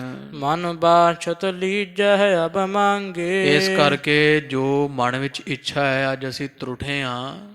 ਜੋ ਮਨ ਵਿੱਚ ਰੀਝ ਹੈ ਇੱਛਾ ਹੈ ਅੱਜ ਸਾਥੋਂ ਮੰਗ ਲਓ ਜੀ। ਤੁਝ ਤੇ ਨਹੀਂ ਅਦੇ ਹਮਾਰੇ। ਅੱਜ ਅਸੀਂ ਤਰੁੱਠੇ ਹਾਂ ਵੀ ਭਾਈ ਗੁਰਦਾਸ ਜੀ ਜੋ ਮੰਗੋਗੇ ਉਹ ਦਿਆਂਗੇ। ਤੁਹਾਥੋਂ ਕੋਈ ਅਦੇ ਵਸਤੂ ਨਹੀਂ ਵੀ ਜਿਹੜੀ ਤੁਸੀਂ ਮੰਗੋ ਤੇ ਅਸੀਂ ਦੇ ਨਾ ਸਕੀਏ। ਸੇਵਕ ਪ੍ਰੇਮੀ ਹਮਹ ਪਿਆਰੇ। ਤੁਸੀਂ ਸੇਵਕ ਦੇ ਪ੍ਰੇਮੀ ਹੋ ਜਾਂ ਬੜੇ ਸੇਵਕ ਹੋ, ਸਾਡੇ ਪ੍ਰੇਮ ਕਰਨ ਵਾਲੇ ਹੋ, ਸਾਨੂੰ ਵੀ ਬੜੇ ਪਿਆਰੇ ਹੋ। ਤਬ ਕਰ ਜੋਰ ਕਹਿਓ ਗੁਰਦਾਸ। ਤੋ ਖਾਲਸਾ ਜੀ ਭਾਈ ਗੁਰਦਾਸ ਜੀਆਂ ਮਹਾਰਾਜ ਦੇ ਮਿੱਠੇ ਬਚਨ ਸੁਣੇ, ਹੱਥ ਜੋੜ ਕੇ ਬੇਨਤੀ ਕੀਤੀ। ਭਗਤ ਜੋ ਆਵਤ ਹੈ ਤੁਮ ਪਾਸ। ਵੀ ਮਹਾਰਾਜ ਲੈਣਾ ਤਾਂ ਕੁਝ ਨਹੀਂ, ਜੇ ਦੇਣਾ ਹੈ ਤੇ ਫਿਰ ਇਹ ਦਿਓ ਵੀ ਜਿਹੜੇ ਭਗਤ ਤੁਹਾਡੇ ਪਾਸ ਰੋਜ਼ ਆਉਂਦੇ ਦਰਸ਼ਨਾਂ ਨੂੰ। ਸ਼੍ਰੀ ਗੁਰ ਆਪ ਜਥਾ ਤਿਨ ਦਰਸਾ। ਵੀ ਹੋਰ ਤਾਂ ਕੋਈ ਉਹਨਾਂ ਨੂੰ ਵੇਖ ਨਹੀਂ ਸਕਦਾ, ਕੇਵਲ ਤੇ ਕੇਵਲ ਮਹਾਰਾਜ ਆਪ ਹੀ ਉਹਨਾਂ ਦੇ ਦਰਸ਼ਨ ਕਰ ਲੈਂਦੇ ਹੋ। ਚਰਚਾ ਕਰਹ ਸਰੀਰ ਸਪਰਸ਼ਾ। ਤੇ ਤੁਸੀਂ ਚਰਚਾ ਵੀ ਕਰ ਲੈਂਦੇ ਹੋ ਤੇ ਉਹਨਾਂ ਦੇ ਸਰੀਰ ਨੂੰ ਸਪਰਸ਼ ਵੀ ਕਰ ਸਕਦੇ ਹੋ। ਤਥਾ ਦਰਸ ਮੈਂ ਤਿਨ ਕੋ ਪਾਉ। ਵੀ ਇਹੋ ਜੀ ਕਲਾ ਵਰਤਾਓ ਵੀ ਤੁਹਾਡੇ ਵਾਂਗੂ ਮੈਂ ਵੀ ਉਹਨਾਂ ਦੇ ਸਰੀਰ ਨੂੰ ਸਪਰਸ਼ ਕਰ ਲਵਾਂ, ਕਿਉਂਕਿ ਭਾਈ ਗੁਰਦਾਸ ਜੀ ਨੇ ਚਰਨੀ ਹੱਥ ਲਾਏ ਸੀ ਅੱਜ ਬਾਹਰ, ਇਹਨਾਂ ਦੇ ਚਰਨਾਂ ਨੂੰ ਹੱਥ ਨਹੀਂ ਸੀ ਲੱਗੇ, ਉਹ ਹੱਥ ਆਰ ਪਾਰ ਲੰਘ ਜਾਂਦਾ ਸੀ। ਇਸ ਲਈ ਭਾਈ ਗੁਰਦਾਸ ਜੀ ਕਹਿੰਦੇ ਮਾਰੇ ਪ੍ਰਤੱਖ ਦਰਸ਼ਨ ਵੀ ਤੇ ਸਪਰਸ਼ ਕਰਨ ਦਾ ਵੀ ਬਾਲਾ ਆਪ ਜੀ ਵਾਂਗੂ ਮੈਨੂੰ ਵੀ ਬਖਸ਼ ਦਿਓ। ਗਿਆਨ ਵਾਕ ਕੋ ਕਹਾਂ ਕਹਾਊ। ਤੇ ਮੈਂ ਵੀ ਚਰਚਾ ਕਰਾਂਗਾ ਮਹਾਰਾਜ, ਮੈਂ ਵੀ ਕੁਝ ਗਿਆਨ ਦੀਆਂ ਗੱਲਾਂ ਕੁਝ ਕਹਿ ਲਵਾਂਗਾ। ਆਪਦੇ ਸੰਸੇਵ ਪ੍ਰਸ਼ਨ ਭਗਤ ਕਬੀਰ ਸਾਹਿਬ ਜੀ ਵਰਗੇ ਸ਼੍ਰੋਮਣੀ ਭਗਤਾਂ ਤੋਂ ਮੈਂ ਵੀ ਆਪਦੇ ਮਨ ਦੇ ਸ਼ੰਕੇ ਨਿਵਰਤ ਕਰਾਂਗਾ ਮਹਾਰਾਜ, ਕੋਈ ਵਿਚਾਰਾਂ ਕਰਾਂਗਾ, ਕੁਝ ਸੁਣ ਲਵਾਂਗਾ। ਸੁਣਤ ਤਥਾਸਤ ਸ੍ਰੀ ਗੁਰ ਕਹਿਓ। ਤੇ ਮਹਾਰਾਜ ਨੇ ਸੁਣ ਕੇ ਭਾਈ ਸਾਹਿਬ ਜੀ ਨੂੰ ਵਰਦਾਨ ਦੇ ਦਿੱਤਾ ਵੀ ਠੀਕ ਹੈ ਭਾਈ ਸਾਹਿਬ ਜੀ, ਜਿਵੇਂ ਤੁਸੀਂ ਇੱਛਾ ਕੀਤੀ ਏਦਾਂ ਹੀ ਹੋਵੇਗਾ। ਸੁਣ ਗੁਰ ਵਾਕ ਆਨੰਦ ਔਰ ਲਹਿਓ। ਸੁਣ ਕੇ ਭਾਈ ਗੁਰਦਾਸ ਜੀ ਹਿਰਦੇ ਵਿੱਚ ਬੜੇ ਆਨੰਦ ਸਹਿਤ ਹੋ ਗਏ ਆ। ਬਾਹਰ ਲਿਖਾਵਣ ਲੱਗੇ ਮੁਕੰਦ। ਫਿਰ ਸੱਚੇ ਪਾਤਸ਼ਾਹ ਜੀ ਭਾਈ ਸਾਹਿਬ ਨੂੰ ਵਿਖਾਉਣ ਲੱਗੇ ਆ। ਭਰੇ ਪ੍ਰੇਮ ਸੋ ਸ਼ਬਦ ਬਿਰਿੰਦ। ਲਿਖਾਉਣ ਲੱਗੇ ਆ, ਕੀ ਲਿਖਾਉਣ ਲੱਗੇ? ਮੁਕਤੀ ਦਾਤੇ ਜਿਹੜੇ ਭਗਤਾਂ ਦੇ ਸ਼ਬਦ ਲਿਖਾਏ, ਜਿਹੜੇ ਭਗਤ ਅੱਜ ਬਾਣੀ ਲਿਖਾ ਕੇ ਗਏ ਮਹਾਰਾਜ ਨੂੰ, ਬੜੇ ਆਨੰਦ ਦੇ ਸਹਿਤ ਮਿੱਠੇ ਬਚਨ, ਪ੍ਰੇਮ ਦੇ ਵਿੱਚ ਗੁੱਝੇ ਹੋਏ ਉਹ ਬਚਨ ਮਹਾਰਾਜ ਭਾਈ ਗੁਰਦਾਸ ਜੀ ਨੂੰ ਲਿਖਾਉਣ ਲੱਗੇ ਆ। ਜਬਹਿ ਰਾਗ ਕੋ ਭੋਗ ਸੁ ਆਵੈ। ਵੀ ਜਦੋਂ ਰਾਗਾਂ ਦਾ ਭੋਗ ਆ ਜਾਂਦਾ ਸੀ, ਭਾਵ ਵੀ ਕੋਈ ਵੀ ਰਾਗ ਪੂਰਾ ਹੋਣ ਵਾਲਾ ਸੀ, ਵਾਰ ਆਉਂਦੀ ਆ ਨਾ ਰਾਗ ਹਰੇਕ ਦੇ ਵਿੱਚ, ਉਸ ਤਰ੍ਹਾਂ 22 ਵਾਰਾਂ 30 ਰਾਗ ਗੁਰੂ ਅਰਜਨ ਦੇਵ ਪਾਤਸ਼ਾਹ ਮਹਾਰਾਜ ਗਰੀਬ ਨਵਾਜ ਜੀਆਂ ਲਿਖੇ ਹੈ। ਤੋ 30 ਰਾਗਾਂ ਦੇ ਵਿੱਚ ਜਦੋਂ ਵੀ ਕੋਈ ਵੀ ਰਾਗ ਤੋਂ ਬਾਅਦ ਵਾਰ ਆਉਂਦੀ, ਭਾਵ ਜਦੋਂ ਭੋਗ ਪੈਣ ਵਾਲਾ ਹੁੰਦਾ, ਰਾਗ ਦੀ ਸਮਾਪਤੀ ਹੁੰਦੀ ਸੀ, ਤਬਹਿ ਭਗਤ ਨਿਜ ਸ਼ਬਦ ਲਿਖਾਵੈ। ਉਦੋਂ ਫਿਰ ਭਗਤ ਆਪੋ ਆਪਣੇ ਸ਼ਬਦ ਆ ਕੇ ਲਿਖਵਾਉਂਦੇ ਆ। ਦਾਸ ਸਿੱਖ ਕੋ ਅਪਰ ਨ ਜਾਏ। ਤੇ ਮਹਾਰਾਜ ਦੇ ਤੰਬੂ ਵਿੱਚ ਨਾ ਤਾਂ ਕੋਈ ਹੋਰ ਭਾਈ ਗੁਰਦਾਸ ਸਾਹਿਬ ਜੀ ਬਿਨਾਂ ਸਿੱਖ ਜਾਂਦਾ ਹੈ, ਨਾ ਹੀ ਹੋਰ ਕੋਈ ਸੇਵਕ ਜਾ ਸਕਦਾ ਹੈ। ਗੁਰ ਗੁਰਦਾਸ ਭਗਤ ਸਮੁਦਾਏ। ਜਾਂ ਭਗਤ ਹੁੰਦੇ ਆ ਜਾਂ ਭਾਈ ਗੁਰਦਾਸ ਜੀ ਤੇ ਜਾਂ ਗੁਰੂ ਅਰਜਨ ਦੇਵ ਜੀ। ਵੀ ਮਹਾਰਾਜ ਨੇ ਵਰਦਾਨ ਪੂਰਾ ਕਰ ਦਿੱਤਾ ਭਾਈ ਗੁਰਦਾਸ ਜੀ ਦਾ ਦੇ ਕੇ ਉਹਨਾਂ ਨੂੰ, ਵੀ ਭਾਈ ਗੁਰਦਾਸ ਅੱਗੇ ਤਾਂ ਮਹਾਰਾਜ ਨੂੰ ਅੰਮ੍ਰਿਤ ਵੇਲੇ ਭਗਤ ਗੁਰਬਾਣੀ ਲਿਖਾ ਜਾਂਦੇ ਜਾਂ ਬੋਲ ਜਾਂਦੇ ਤੇ ਮਹਾਰਾਜ ਭਾਈ ਗੁਰਦਾਸ ਨੂੰ ਲਿਖਾ ਦਿੰਦੇ ਸਨ। ਫਿਰ ਭਾਈ ਗੁਰਦਾਸ ਜੀ ਆਖਿਆ ਮਹਾਰਾਜ ਮੈਂ ਵੀ ਵਿੱਚ ਬਵਾਂ ਫਿਰ। ਤੇ ਹੁਣ ਭਗਤ ਜਿਵੇਂ ਭੋਗ ਹੁੰਦਾ, ਕੋਈ ਸਲੋਕ ਵਾਹਿਗੁਰੂ ਰਾਗ ਪੂਰਾ ਹੁੰਦਾ ਜਦੋਂ, ਤੇ ਭਗਤ ਬਾਣੀ ਫਿਰ ਉਦੋਂ ਲਿਖੀ ਜਾਂਦੀ। ਹੁਣ ਵੀ ਗੁਰੂ ਗ੍ਰੰਥ ਸਾਹਿਬ ਮਹਾਰਾਜ ਦੇ ਹਰੇਕ ਰਾਗ ਦੇ ਅੰਤਲੇ ਸਮੇਂ ਭਗਤ ਬਾਣੀ ਦਾ ਕੋਈ ਸ਼ਬਦ ਆਉਂਦਾ ਹੈ। ਜਦੋਂ ਰਾਗ ਪੂਰਾ ਹੁੰਦਾ ਫਿਰ ਭਗਤ ਆਪ ਆ ਕੇ ਬਾਣੀ ਲਿਖਾਉਂਦੇ ਹੈ। ਗੁਰੂ ਅਰਜਨ ਦੇਵ ਸਾਹਿਬ ਮਹਾਰਾਜ ਵੀ ਸਿੰਘਾਸਣ 'ਤੇ ਬੈਠੇ, ਇੱਕ ਪਾਸੇ ਭਗਤ ਬਹਿੰਦੇ ਤੇ ਵਿਚਕਾਰ ਭਾਈ ਗੁਰਦਾਸ ਜੀ ਬੈਠੇ ਹੋਏ ਹੈ। ਬੜੇ ਆਨੰਦ ਮਾਣਦੇ ਆ, ਉਹਨਾਂ ਦੇ ਵਿਚਾਰ ਵੀ ਸੁਣਦੇ, ਸ਼ਬਦ ਵੀ ਸੁਣਦੇ ਆ, ਦਰਸ਼ਨ ਵੀ ਕਰਦੇ ਆ ਤੇ ਲਿਖੀ ਜਾਂਦੇ ਹਨ। ਜਿਸ ਭਵ ਜਲ ਮਹਿ ਜੀਵ ਦੁਹੇਲੇ। ਜਿਸ ਭਵ ਜਲ, ਇਹ ਸੰਸਾਰ ਸਮੁੰਦਰ ਦੇ ਵਿੱਚ ਬੜੇ ਜੀਵ ਦੁਖੀ ਹੋ ਰਹੇ ਹੈ। ਕਰਹਿ ਤਨਹਾਉ ਹਿਤ ਤਰਨ ਸੁਹੇਲੇ। ਭਗਤ ਆਪਣੀ ਜਦੋਂ ਬਾਣੀ ਲਿਖਾਉਂਦੇ ਆ ਉਹਦੇ ਵਿੱਚ ਬੜੀਆਂ ਜੁਗਤੀਆਂ ਦੱਸੀਆਂ ਵੀ ਜਿਹਦੇ ਨਾਲ ਪ੍ਰਾਣੀ ਸੰਸਾਰ ਤੋਂ ਸੌਖਾ ਹੀ ਤਰ ਜਾਵੇ। ਤੋ ਪਰਮੇਸ਼ਰ ਦੇ ਪ੍ਰਥਾ ਹੈ, ਜਿਵੇਂ ਉਹ ਆਉਂਦਾ ਹੈ ਸ਼ਬਦ ਰਾਮ ਜਪੋ ਜੀ ਐਸੇ ਐਸੇ, ਧਰੂ ਪ੍ਰਹਿਲਾਦ ਜਪਿਓ ਹਰ ਜੈਸੇ। ਵੀ ਸੰਸਾਰ ਨੂੰ ਕਿਵੇਂ ਤਰਨਾ ਹੈ ਉਹਦੀ ਬਾਬਤ ਭਗਤ ਜਿਵੇਂ ਸ਼ਬਦ ਲਿਖਾਉਂਦੇ ਵੀ ਇਹ ਜੀਵ ਸੌਖੇ ਹੀ ਸੰਸਾਰ ਤੋਂ ਤਰ ਜਾਇਆ ਕਰਨ। ਸ਼੍ਰੀ ਮੁਖ ਤੇ ਜਿਮ ਉਚਰ ਸੁਨਾਵਹਿ। ਤੇ ਸ਼੍ਰੀ ਕੰਠ ਤੋਂ ਭਗਤ ਜਿਹੜੇ ਆ ਉਹ ਜਿਵੇਂ ਬਾਣੀ ਉਚਰ ਕੇ ਸੁਣਾਉਂਦੇ ਸਤਿਗੁਰਾਂ ਨੂੰ। ਭਾਈ ਲਿਖਤ ਬਾਇ ਸਮਝਾਵਹਿ। ਤੇ ਭਾਈ ਗੁਰਦਾਸ ਜੀ ਵਾਯੂ ਵਾਂਗੂ ਲਿਖਦੇ, ਜਿਵੇਂ ਹਵਾ ਲਿਖਦੀ, ਇਹ ਨਹੀਂ ਵੀ ਉਹ ਉੱਕ ਜਾਣ। ਭਗਤ ਬੋਲੀ ਜਾਂਦੇ, ਗੁਰਬਾਣੀ ਗਾਈ ਜਾਂਦੇ ਆ, ਮਹਾਰਾਜ ਸੁਣੀ ਜਾਂਦੇ ਆ ਤੇ ਭਾਈ ਗੁਰਦਾਸ ਜੀ ਤਤ ਛਿਣ ਬਸ ਜਦੇ ਹੀ ਬੋਲਦਾ ਉਸੇ ਤਰ੍ਹਾਂ ਸ਼ਬਦ ਲਿਖੀ ਜਾਂਦੇ ਆ। ਤੂਰਨ ਲਿਖ ਹੈ ਅਟਕ ਨਹਿ ਪਰੈ। ਕੋਈ ਅਟਕ ਨਹੀਂ ਪੈਂਦੀ, ਐਡੀ ਦਇਆ ਸਤਿਗੁਰਾਂ ਦੀ ਵਰਤ ਰਹੀ। ਥੋਰੇ ਕਾਲ ਕਾਜ ਬਹੁ ਕਰੈ। ਥੋੜੇ ਜਿਹੇ ਸਮੇਂ ਵਿੱਚ ਵੀ ਬੜਾ ਕਾਰਜ ਪੂਰਾ ਕਰੀ ਜਾਂਦੇ ਆ। ਆਸੈ ਸ਼ਬਦਨ ਕੋ ਜਬ ਜਾਣ ਹੈ। ਵੀ ਜਿਹੜੇ ਸ਼ਬਦ ਮਹਾਰਾਜ ਲਿਖਾਉਂਦੇ ਆ, ਜਿਨ੍ਹਾਂ ਸ਼ਬਦਾਂ ਦਾ ਆਸ਼ਾ ਸਿਧਾਂਤ ਭਾਈ ਸਾਹਿਬ ਜੀ ਨਾਲ ਦੀ ਨਾਲ ਅਰਥਾਂ ਸਮੇਤ ਸਮਝ ਲੈਂਦੇ ਆ। ਨਾਹੀਂ ਤਾਂ ਗੁਰ ਕੋ ਬੂਝਨ ਠਾਨ ਹੈ। ਤੇ ਲਿਖੀ ਜਾਂਦੇ ਆ। ਜੇ ਕਿਸੇ ਵੇਲੇ ਮਨ ਵਿੱਚ ਕਿਸੇ ਸ਼ਬਦ ਦੀ ਨਹੀਂ ਸਮਝ ਪੈਂਦੀ ਤੇ ਉਹ ਸਤਿਗੁਰਾਂ ਨੂੰ ਭਾਈ ਸਾਹਿਬ ਜੀ ਉਸੇ ਵੇਲੇ ਪੁੱਛ ਲੈਂਦੇ ਆ ਵੀ ਮਹਾਰਾਜ ਆਹ ਸ਼ਬਦ ਦੇ ਅਰਥ ਨਹੀਂ ਸਮਝ ਲੱਗੇ, ਗਰੀਬ ਨਵਾਜ ਕਰੋ ਕਿਰਪਾ। ਮਹਾਰਾਜ ਤਾਂ ਝਾਟੀ ਉਹ ਸਾਰਾ ਸ਼ਬਦ ਖੋਲ੍ਹ ਕੇ ਭਾਈ ਸਾਹਿਬ ਨੂੰ ਸਮਝਾ ਦਿੰਦੇ ਆ। ਉਸ ਤਰ੍ਹਾਂ ਕਿਸੇ ਸ਼ਬਦ ਦੀ ਜੇ ਨਹੀਂ ਸਮਝ ਪੈਂਦੀ ਤੇ ਮਹਾਰਾਜ ਤੋਂ ਪੁੱਛ ਲੈਂਦੇ, ਬੇਨਤੀ ਕਰ। ਤਬਹਿ ਲਿਖ ਹੈ ਤਤਕਾਲ ਲਿਖਾਰੀ। ਉਹ ਇਸ ਤਰ੍ਹਾਂ ਬਸ ਝਾਟੀ ਲਿਖਾਰੀ ਲੱਗੇ ਹੋਏ ਭਾਈ ਸਾਹਿਬ ਜੀ ਸ਼ਬਦ ਲਿਖੀ ਜਾਂਦੇ ਆ। ਸ਼੍ਰੀ ਮੁਖ ਤੇ ਸੁਭ ਜਥਾ ਉਚਾਰੀ। ਜਿਹੋ ਜੀ ਜਥਾ ਗੁਰਬਾਣੀ ਜਿਹੜੀ ਵੈ ਸ਼੍ਰੇਸ਼ਟ ਭਗਤ ਉਚਾਰਦੇ ਆ, ਚਾਹੇ ਸਤਿਗੁਰੂ ਜੀ ਉਚਾਰਦੇ ਆ। ਇੱਕ ਦਿਨ ਭਾਨ ਆਏ ਮਧਿਆਨਾ। ਕਹਿੰਦੇ ਇੱਕ ਦਿਨ ਦੀ ਗੱਲ ਹੈ, ਦੁਪਹਿਰਾ ਹੋ ਚੁੱਕਾ ਸੀ, ਸੂਰਜ ਜਿਵੇਂ ਮੱਧ ਭਾਗ ਵਿੱਚ ਆਇਆ ਹੋਇਆ। ਸ਼੍ਰੀ ਗੁਰ ਗਏ ਸੁਧਾਸਰ ਥਾਨਾ। ਤੇ ਗਰੀਬ ਨਵਾਜ ਇੱਥੋਂ ਸੁਧਾਸਰ ਵਾਲੇ ਥਾਵੇਂ ਗਏ, ਅੰਮ੍ਰਿਤਸਰ ਜਿੱਥੇ ਹਰਮੰਦਰ ਸਾਹਿਬ ਹੈ, ਇਸ ਸਥਾਨ ਤੇ ਪਹੁੰਚੇ ਹੈ। ਦੇ ਦਰਸ਼ਨ ਬਾਹਰੋਂ ਮੁਰ ਆਏ। ਸੰਗਤਾਂ ਨੂੰ ਦਰਸ਼ਨ ਦਿਦਾਰੇ ਬਖਸ਼ ਕੇ ਬੌੜੋ ਮਹਾਰਾਜ ਜੀ ਫਿਰ ਇੱਥੇ ਤੰਬੂ ਵਿੱਚ ਮੁੜ ਆਏ ਹਨ। ਜਾਮ ਦਿਵਸ ਬੈਠੇ ਹਰ ਖਾਏ। ਤੇ ਇੱਕ ਪਹਿਰ ਮਹਾਰਾਜ ਜੀ ਇੱਥੇ ਬੈਠੇ ਹੋਏ ਤੰਬੂ ਵਿੱਚ ਬੜੇ ਖੁਸ਼ ਹੋ ਰਹੇ ਹੈ। ਬਾਵਨ ਅੱਖਰੀ ਕਰੀ ਬਨਾਵਨ। ਫਿਰ ਮਹਾਰਾਜ ਨੇ ਖਾਲਸਾ ਜੀ 52 ਅੱਖਰੀ ਗੁਰਬਾਣੀ ਜਿਹੜੀ ਹੈ ਉਹ ਹੁਣ ਜਿਹੜੀ 200 ਤੇ 51 ਅੰਗ ਤੋਂ ਸ਼ੁਰੂ ਹੁੰਦੀ ਹੈ, 50 51 ਤੋਂ ਮੇਰਾ ਖਿਆਲ, ਇਹ 52 ਅੱਖਰੀ ਗੁਰਬਾਣੀ ਸਤਿਗੁਰਾਂ ਨੇ ਲਿਖਾਉਣਾ ਕੀਤੀ ਹੈ। ਉਚਰਤ ਮੁਖ ਤੇ ਹੇਤ ਲਿਖਾਵਨ। ਹਾਂ, ਮਹਾਰਾਜ ਉਚਾਰਦੇ ਆ ਜੀਵਾਂ ਦੇ ਭਲੇ ਵਾਸਤੇ 52 ਅੱਖਰੀ ਗੌੜੀ ਰਾਗਣੀ ਅੰਦਰ। ਆਦ ਅੰਤ ਧਰ ਏਕ ਸ਼ਲੋਕ। ਤੇ ਉਹ ਸ਼ਲੋਕ ਮਹਾਰਾਜ ਜੀਆਂ ਨੇ ਲਿਖਾਇਆ ਹੈ। ਉਹ 52 ਅੱਖਰੀ ਦੇ ਆਰੰਭ ਵਿੱਚ ਵੀ ਇਹ ਹੈ ਤੇ ਅੰਤਲੇ ਸਮੇਂ ਵੀ ਉਹੀ ਸ਼ਲੋਕ ਹੈ। ਗੁਰਦੇਵ ਮਾਤਾ ਗੁਰਦੇਵ ਪਿਤਾ ਗੁਰਦੇਵ ਬੰਦਿਪ ਸਹੋਦਰਾ, ਉਹਦੇ ਮਗਰ ਫਿਰ 52 ਅੱਖਰੀ ਸਾਰੀ ਲਿਖ ਕੇ ਤੇ ਅੰਤ ਫਿਰ ਇਹੀ ਸ਼ਲੋਕ ਪਾਇਆ ਹੈ, ਗੁਰਦੇਵ ਮਾਤਾ ਗੁਰਦੇਵ ਪਿਤਾ। ਉਹਦੇ ਥੱਲੇ ਲਿਖਿਆ ਇਹੋ ਸ਼ਲੋਕ ਆਦ ਅੰਤ ਪੜ੍ਹਨਾ। ਗੁਰਬਾਣੀ ਵਿੱਚ ਮਹਾਰਾਜ ਜੀਆਂ ਇਸ ਤਰ੍ਹਾਂ ਲਿਖਵਾਇਆ ਹੈ। ਮਹਿਮਾ ਸਤਿਗੁਰ ਕੀ ਸੁਖ ਓਕ। ਤੇ ਮਹਾਰਾਜ ਦੀ ਮਹਿਮਾ ਇਹੋ ਜੀ ਹੈ, ਸੁਖਾਂ ਦਾ ਓਕ ਘਰ ਹੈ, ਕਵੀ ਜੀ ਕਹਿੰਦੇ ਹੈ। ਲੇਖ ਪਠ ਕੈ ਪ੍ਰਸੰਨ ਪਾਈ। ਤੇ ਭਾਈ ਗੁਰਦਾਸ ਪਰਮੇਸ਼ਰ ਦੀ ਬੜੀ ਮਹਿਮਾ ਜਿਸ 52 ਅੱਖਰੀ ਵਿੱਚ ਹੈ, ਇਹ ਗੁਰਬਾਣੀ ਲਿਖ ਕੇ ਬੜੇ ਪ੍ਰਸੰਨ ਹੋ ਗਏ ਹੈ।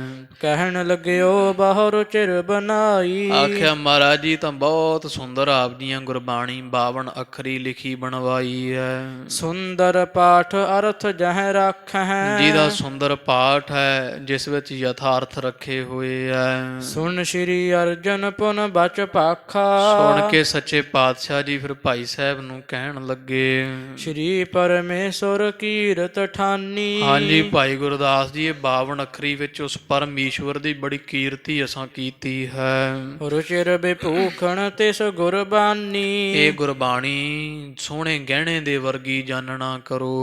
ਜੋ ਇਹੋ 52 ਬਰਨੀ ਬਨੀ। ਹਾਂ, ਜਿਹੜੀ ਇਹ 52 ਅੱਖਰੀ ਅਸੀਂ ਉਚਾਰਨਾ ਕੀਤੀ ਹੈ, ਇਹ ਜਾਣੋ ਸੋਹਣੇ ਗਹਿਣੇ ਵਰਗੀ ਹੈ। ਜਿਵੇਂ ਗਲ ਵਿੱਚ ਕੈਂਠਾ ਜਾਂ ਕੋਈ ਗਹਿਣਾ ਪਾਇਆ ਜਾਂਦਾ, ਸ਼ੋਭਾ ਪਾਉਂਦਾ ਹੈ। ਜਿਹੜਾ ਸਿੱਖ ਗੁਰਬਾਣੀ ਕੰਠ ਕਰੇਗਾ ਉਹ ਲੋਕ ਪਰਲੋਕ ਵਿੱਚ ਸਫਲਾ ਹੋਵੇਗਾ, ਸ਼ੋਭਾ ਪਾਵੇਗਾ। ਸ਼ੋਭਤ ਜਰਾਉ ਹੀਰਨ ਮਨੀ। ਆ ਜਿਵੇਂ ਹੀਰਿਆਂ ਦੀ ਮਣੀ ਜਿਹੜੀ ਵੈ ਉਹ ਜੜੀ ਹੋਈ ਸ਼ੋਭਾ ਪਾਉਂਦੀ ਸੋਨੇ ਦੇ ਵਿੱਚ। ਵੀ ਅਗਲੇ ਪਾਸੇ ਵੀ ਸ਼ਲੋਕ ਆਰੰਭ ਤੇ ਵੀ ਤੇ ਸੰਪੂਰਨਤਾ ਤੇ ਵੀ ਸ਼ਲੋਕ ਉਹੀ ਹੈ, ਗੁਰਦੇਵ ਮਾਤਾ ਗੁਰਦੇਵ ਪਿਤਾ। ਵਿਚਕਾਰ 52 ਅੱਖਰੀ, ਜਿਵੇਂ ਦੋ ਪਾਸੇ ਸੋਨਾ ਤੇ ਵਿਚਕਾਰ ਮਣੀ ਜੜੀ ਹੋਵੇ।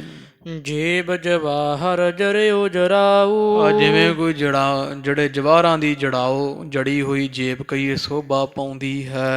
ਤਿਹੁ ਜੇਬਰ ਕੇ ਸਮ ਛਬ ਪਾਊ। ਉਸ ਗਹਿਣੇ ਦੇ ਬਰਾਬਰ ਇਹ 52 ਅੱਖਰੀ ਸੋਭਾ ਪਾਉਂਦੀ ਹੈ। ਵੀ ਸੰਸਾਰੀ ਗਹਿਣੇ ਤਾਂ ਲੋਕ ਸਵਾਰਦੇ ਜਾਂ ਲੋਕ ਵਿੱਚ ਹੀ ਸੋਭਾ ਪਾਉਂਦੇ ਆ, ਇਹ ਪਰਲੋਕ ਦੇ ਵਿੱਚ ਸੋਭਾ ਪਾਉਣ ਵਾਲੀ ਗੁਰਬਾਣੀ ਹੈ। ਪਾਠਕ ਭੁਗਤ ਮੁਕਤ ਕੀ ਦਾਤਾ। ਜਿਹੜਾ ਪੜ੍ਹੇਗਾ ਉਹ ਪਾਠਕ ਨੂੰ, ਪੜ੍ਹਨ ਵਾਲੇ ਨੂੰ ਮੁਕਤੀਆਂ ਦੀ, ਭੁਗਤੀਆਂ ਦੀ, ਜੁਗਤੀਆਂ ਦੀ ਦਾਤੀ ਗੁਰਬਾਣੀ ਹੈ, ਸਭ ਕੁਝ ਦੇਣ ਵਾਲੀ ਹੈ। ਹਲਤ ਪਲਤ ਸੁਖ ਜਿਨ ਰਸ ਜਾਤਾ। ਜਿਨ੍ਹਾਂ ਨੇ ਇਹ ਗੁਰਬਾਣੀ ਦਾ ਰਸ ਮਾਣ ਲਿਆ ਨਾ, 52 ਅੱਖਰੀ ਦਾ ਆਨੰਦ ਮਾਣ ਲਿਆ, ਉਹ ਹਲਤ ਪਲਤ ਦੋਵਾਂ ਵਿੱਚ ਸੁਖੀ ਰਹਿਣਗੇ। ਕਹਿਤ ਸੁਨਤ ਬਚ ਇਸੀ ਪ੍ਰਕਾਰੇ। ਇਸ ਤਰ੍ਹਾਂ ਮਹਾਰਾਜ ਜੀ ਸੰਧਿਆ ਸਮੇਂ ਬਚਨ ਬਿਲਾਸ ਭਾਈ ਸਾਹਿਬ ਨਾਲ ਕਰ ਰਹੇ ਹੈ। ਭਈ ਜਾਮਨੀ ਤਬ ਕੰਨ ਸਾਰੇ। ਤੇ ਥੋੜਾ ਹਨੇਰਾ ਜਿਹਾ ਹੋ ਗਿਆ ਹੈ, 4 ਚਫੇਰੇ ਤੇ ਰਾਤ ਛਾ ਗਈ। ਭਾਵ ਮਗਰਲਾ ਪਹਿਰ ਜੂ ਸੀ ਤੇ ਰਾਤਰੀ ਆ ਗਈ, ਦਿਨ ਢਲ ਗਿਆ ਹੈ। ਭਾਈ ਗਇਓ ਆਪਣੇ ਡੇਰੇ। ਭਾਈ ਗੁਰਦਾਸ ਜੀ ਆਪਣੇ ਤੰਬੂ ਵਿੱਚ ਜਾ ਪਹੁੰਚੇ ਹੈ। ਗੁਰੂ ਵਿਚਾਰਨ ਕੀਨ ਵਡੇਰੇ। ਤੇ ਗਰੀਬ ਨਵਾਜ ਮਹਾਰਾਜ ਜੀ ਬੜਾ ਵਿਚਾਰ ਕੀਤੀ ਇਸ ਰਾਤ। 52 ਅੱਖਰੀ ਲਿਖਾਉਣ ਤੋਂ ਬਾਅਦ ਸੱਚੇ ਪਾਤਸ਼ਾਹ ਦੀਆਂ ਬੜੀ ਵਿਚਾਰ ਕੀਤੀ ਇਸ ਰਾਤ। ਜਿਸ ਕੋ ਪਠਹਿ ਸਿੱਖ ਕਰਨੇ। ਮਹਾਰਾਜ ਕਹਿੰਦੇ ਵੀ ਕੋਈ ਇਹੋ ਜਿਹੀ ਬਾਣੀ ਲਿਖੀਏ ਜਿਸ ਗੁਰਬਾਣੀ ਨੂੰ ਸਿੱਖ ਜਿਹੜੇ ਨੇਮ ਕਰਕੇ ਪੜ੍ਹਨ, ਨਿਤਾ ਪ੍ਰਤੀ ਪੜ੍ਹ ਲੈਣ, ਬੜੀ ਸਰਲ ਸੌਖੀ ਹੋਵੇ। ਕੰਠ ਕਰੇ ਨਿਤ ਪ੍ਰਤ ਜੁਤ ਪ੍ਰੇਮ। ਤੇ ਸੌਖੀ ਹੋਣ ਕਰਕੇ ਪ੍ਰੇਮ ਦੇ ਨਾਲ ਰੋਜ਼ ਪੜ੍ਹਨਗੇ ਤੇ ਛੇਤੀ ਕੰਠ ਕਰ ਲੈਣਗੇ। ਜਿਮ ਗੀਤਾ ਸਭ ਸ਼ਾਸਤਰ ਅਨੁਸਾਰ। ਜਿਵੇਂ ਸਾਰਿਆਂ ਸ਼ਾਸਤਰਾਂ ਦੇ ਵਿੱਚੋਂ ਗੀਤਾ ਜਿਹੜੀ ਹੈ ਉਹ ਸ਼੍ਰੀਮਦ ਭਾਗਵਤ ਗੀਤਾ ਉਹ ਸਭ ਤੋਂ ਸ਼੍ਰੇਸ਼ਟ ਪੁਰਾਣ ਮੰਨਿਆ ਹੈ। ਵੇਦ ਸਾਰ ਤਿਮਲੇ ਨਿਕਾ। ਤੇ ਅਸੀਂ ਉਸੇ ਤਰ੍ਹਾਂ ਹੀ ਸਾਰੇ ਗਿਆਨ ਚੋਂ ਸ਼੍ਰੇਸ਼ਟ ਗਿਆਨ ਜਿਹੜਾ ਵਾ, ਗਿਆਨ ਦਾ ਤੱਤ ਕੱਢ ਲਵਾਂਗੇ, ਇਸ ਗੁਰਬਾਣੀ ਵਿੱਚ ਪਾਵਾਂਗੇ। ਨਰਨ ਉਦਾਹਰਣ ਹਿਤ ਅਸਬਾਨੀ। ਇਹੋ ਜੀ ਗੁਰਬਾਣੀ ਰਚਾਂਗੇ ਜੀਵਾਂ ਦੇ ਕਲਿਆਣ ਵਾਸਤੇ। ਚਾਹੀਐ ਰਚੀ ਮਹਿਦ ਸੁਖਦਾਨੀ। ਜਿਹੜੀ ਬਹੁਤਿਆਂ ਸੁੱਖਾਂ ਦੀ ਦਾਨੀ ਹੋਵੇ, ਬੜੇ ਸੁੱਖ ਦੇਣ ਵਾਲੀ, ਡਾਢੇ ਸੁੱਖਾਂ ਦੀ ਦਾਤੀ ਹੋਵੇ। ਜਾਮ ਜਾਮਨੀ ਜਾਗਤ ਜਾਵਤ। ਇਸ ਤਰ੍ਹਾਂ ਖਾਲਸਾ ਜੀ ਇੱਕ ਰਾਤ ਮਹਾਰਾਜ ਜਿੱਦਣ ਬਰਾਜਣਾ ਹੈ ਨਾ, ਇਹ ਜਿਹੜਾ ਵੈ ਜਿੱਦਣ 52 ਅੱਖਰੀ ਲਿਖੀ, ਉਸ ਰਾਤ ਗਰੀਬ ਨਵਾਜ ਜਿਵੇਂ 9 ਵਜੇ ਤੱਕ ਜਾਗਦੇ, 9 ਵਜੇ ਤੋਂ ਬਾਅਦ ਸੱਚੇ ਪਾਤਸ਼ਾਹ ਜੀ ਵਿਸ਼ਰਾਮ ਕਰਦੇ ਸਨ। ਉਸ ਰਾਤ ਮਹਾਰਾਜ ਜੀ ਜਿੰਨਾ ਸਮਾਂ ਜਾਗੇ ਬਸ ਇਹੀ ਵਿਚਾਰ ਕਰਦੇ ਰਹੇ ਹੈ। ਇਹੀ ਵਿਚਾਰ ਕਰਤ ਰਹਿ ਤਾਬਤ। ਵੀ ਜਿੰਨਾ ਸਮਾਂ ਮਹਾਰਾਜ ਸੌਣ ਤੋਂ ਪਹਿਲਾਂ ਜਾਗੇ ਬਸ ਇਹੀ ਵਿਚਾਰ ਕੀਤੀ ਵੀ ਕੋਈ ਸੁਖੈਣ ਬਾਣੀ ਸਿੱਖਾਂ ਦੀ ਕਲਿਆਣ ਵਾਸਤੇ, ਵੀ ਜਿਹੜੇ ਕੋਈ ਗ੍ਰਸਤੀ ਹੈ ਜਾਂ ਕੋਈ ਮੂਰਖ ਮੱਤ ਵਾਲੇ ਵੀ, ਥੋੜ੍ਹੀ ਮੱਤ ਵਾਲੇ ਵੀ ਉਹ ਗੁਰਬਾਣੀ ਸੁਣ ਕੇ ਪੜ੍ਹ ਕੇ ਸਿੱਧੇ ਹੀ ਇਹਦੇ ਅਰਥ ਪੜ੍ਹ ਬੁੱਝ ਲਿਆ ਕਰਨਗੇ। ਬਾਹਰ ਜਥਾ ਸੁਖ ਸ੍ਰੀ ਗੁਰ ਸੋਏ। ਫਿਰ ਜਥਾ ਯੋਗ ਸੁਖ ਮਾਣਦੇ ਸਤਿਗੁਰੂ ਜੀ ਬਿਰਾਜਮਾਨ ਹੋ ਗਏ ਐ। ਜਿਨ ਬਹੁ ਦਾਸਨ ਕੇ ਦੁਖ ਖੋਏ। ਜਿਸ ਸਤਿਗੁਰਾਂ ਨੇ ਬੜੇ ਸਿੱਖਾਂ ਦਾਸਾਂ ਦੇ ਦੁੱਖ ਨਾਸ਼ ਕੀਤੇ ਐ। ਜਾਮ ਨਿਸਾ ਤੇ ਜਾਗਤ ਸੁਆਮੀ। ਗਰੀਬ ਨਵਾਜ ਫਿਰ ਇੱਕ ਪਹਿਰ ਖਾਲਸਾ ਦੀ ਰਾਤ ਰਹਿੰਦਿਆਂ ਜਿਵੇਂ ਜਾਗਦੇ ਸੀ, ਮਹਾਰਾਜ ਜੀ ਉੱਠੇ ਹਨ। ਕਰੀ ਸੋਚ ਸਭ ਅੰਤਰ ਜਾਮੀ। ਉੱਠ ਕੇ ਮਹਾਰਾਜ ਜੀਆਂ ਸੋਚਾਚਾਰ ਕਿਰਿਆ ਸੋਧੀ ਵੈ। ਦੰਤ ਧਾਵਨੀ ਕੀਨ ਬਣਾਏ। ਚੰਗੇ ਸੋਧ ਕੇ ਮਹਾਰਾਜ ਜੀਆਂ ਦਾਤਨ ਕੁਰਲਾ ਕੀਤਾ। ਪੁਨ ਗਮਨ ਗੁਰ ਸਹਿਜ ਸੁਭਾਏ। ਫਿਰ ਮਹਾਰਾਜ ਇਸ਼ਨਾਨ ਪਾਣ ਕਰਕੇ ਤੇ ਸਹਿਜ ਸੁਭਾਏ ਇਸ ਤਰ੍ਹਾਂ ਤੁਰੇ ਐ। ਤੰਬੂ ਭਾਈ ਕੇ ਤਬ ਆਏ। ਵੀ ਮਹਾਰਾਜ ਆਪ ਇਸ਼ਨਾਨ ਕਰਕੇ ਅੱਜ ਅੱਗੇ ਤਾਂ ਭਾਈ ਗੁਰਦਾਸ ਜੀ ਮਹਾਰਾਜ ਦੇ ਤੰਬੂ ਚ ਆਉਂਦੇ ਆ, ਅੱਜ ਗੁਰੂ ਅਰਜਨ ਦੇਵ ਪਾਤਸ਼ਾਹ ਤੜਕੇ ਇਸ਼ਨਾਨ ਕਰਕੇ ਭਾਈ ਗੁਰਦਾਸ ਸਾਹਿਬ ਜੀ ਦੇ ਆਉਣ ਤੋਂ ਪਹਿਲਾਂ ਹੀ ਆਪ ਹੀ ਮਹਾਰਾਜ ਜੀ ਭਾਈ ਗੁਰਦਾਸ ਜੀ ਦੇ ਤੰਬੂ ਵਿੱਚ ਗਏ ਚਲੇ ਆ। ਚੱਲੇ ਤਾਹੇ ਕੋ ਸਾਥ ਰਲਾਏ। ਵੀ ਭਾਈ ਗੁਰਦਾਸ ਜੀ ਨੂੰ ਤੰਬੂ 'ਚ ਜਾ ਕੇ ਮਹਾਰਾਜ ਨੇ ਨਾਲ ਰਲਾਉਣਾ ਕੀਤਾ। ਵਾਹਿਗੁਰੂ ਇਸ਼ਨਾਨ ਕਰਨ ਤੋਂ ਪਹਿਲਾਂ ਸਤਿਗੁਰਾਂ ਨੇ ਇਸ ਤਰ੍ਹਾਂ ਕੁਰਲਾ ਆਦਿਕ ਕਰਕੇ ਤੇ ਭਾਈ ਗੁਰਦਾਸ ਜੀ ਦੇ ਤੰਬੂ 'ਚੋਂ ਭਾਈ ਸਾਹਿਬ ਨੂੰ ਉਠਾਇਆ, ਆਪਣੇ ਨਾਲ ਰਲਾਇਆ ਹੈ।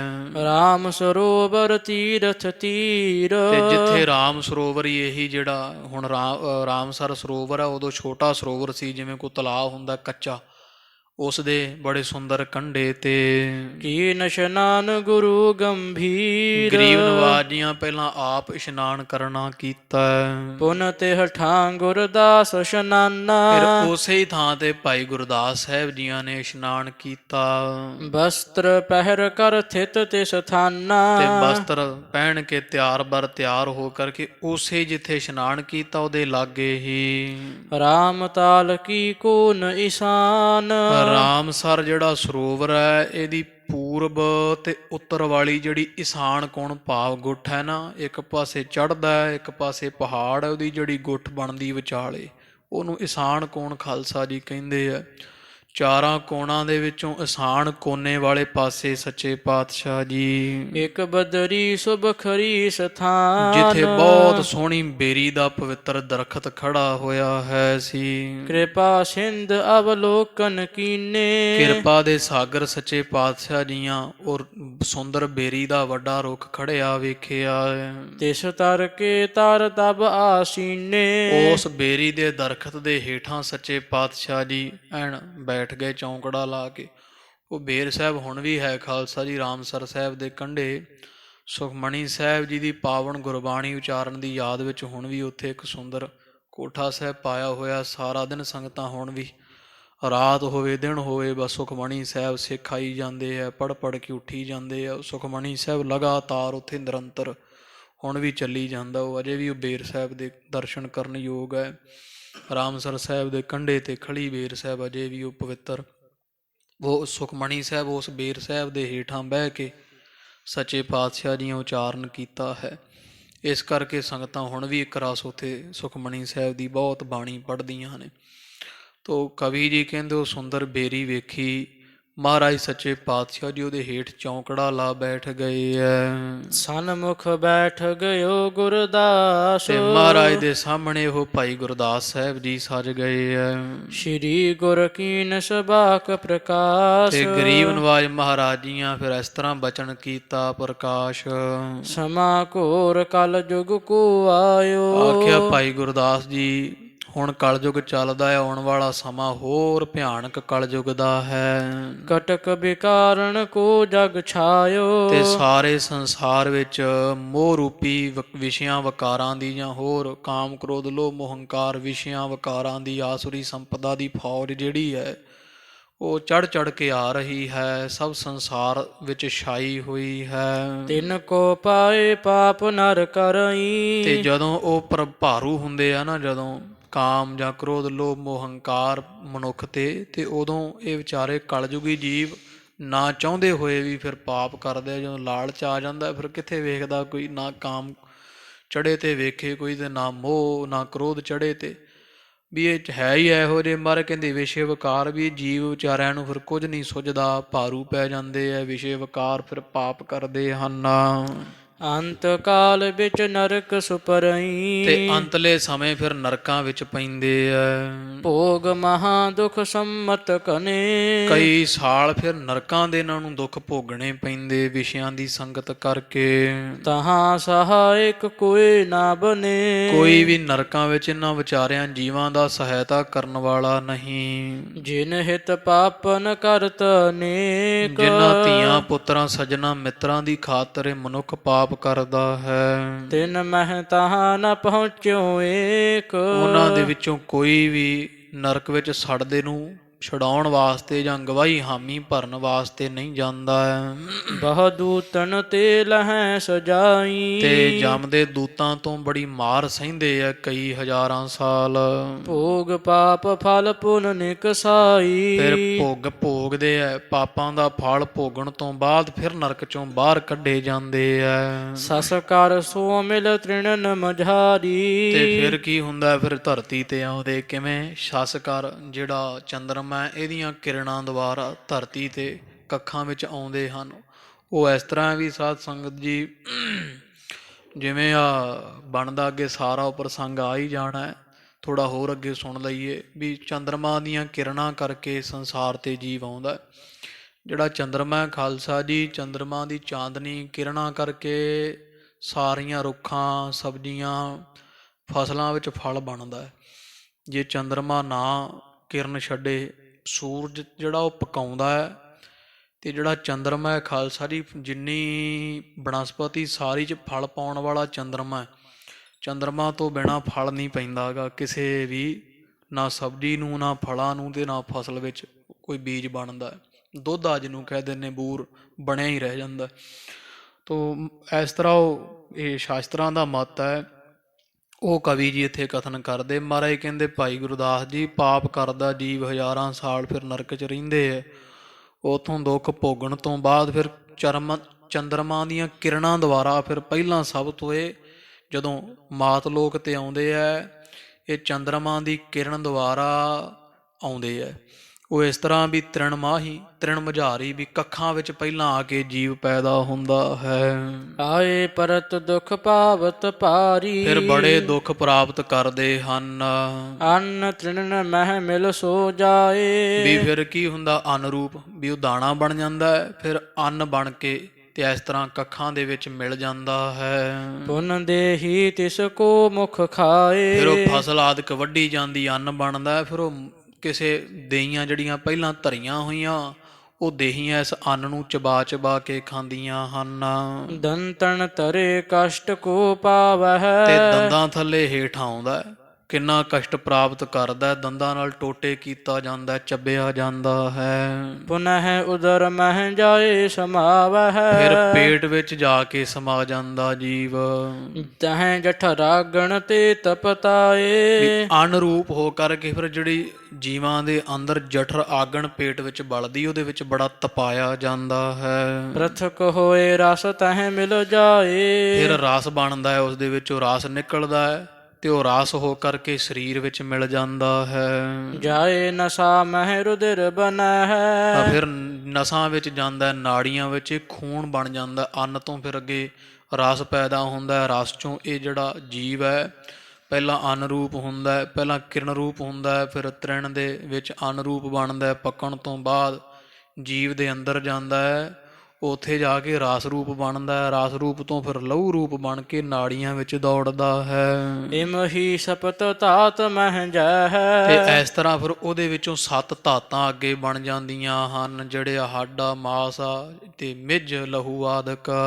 ਪੁਨਹਿ ਰੇਤ ਸੋ ਮਿਲ ਨਿਕਸਾਵਹਿ, ਫਿਰ ਇਹ ਪ੍ਰਾਣੀ ਦੇ ਵਿੱਚ ਜਿਹੜਾ ਵਾ ਬਿੰਬ ਬਣਦਾ ਹੈ ਇਸੇ ਅੰਨ ਤੋਂ ਹੀ। ਛਿਦਰ ਜੋਨ ਕੇ ਤਬ ਪਰਵਿਸ਼ਾਵਹਿ, ਹਾਂ, ਤੋ ਇਸੇ ਤਰ੍ਹਾਂ ਫਿਰ ਪ੍ਰਾਣੀ ਦਾ ਬਿੰਦ ਰੂਪ ਬਣਦਾ ਹੈ।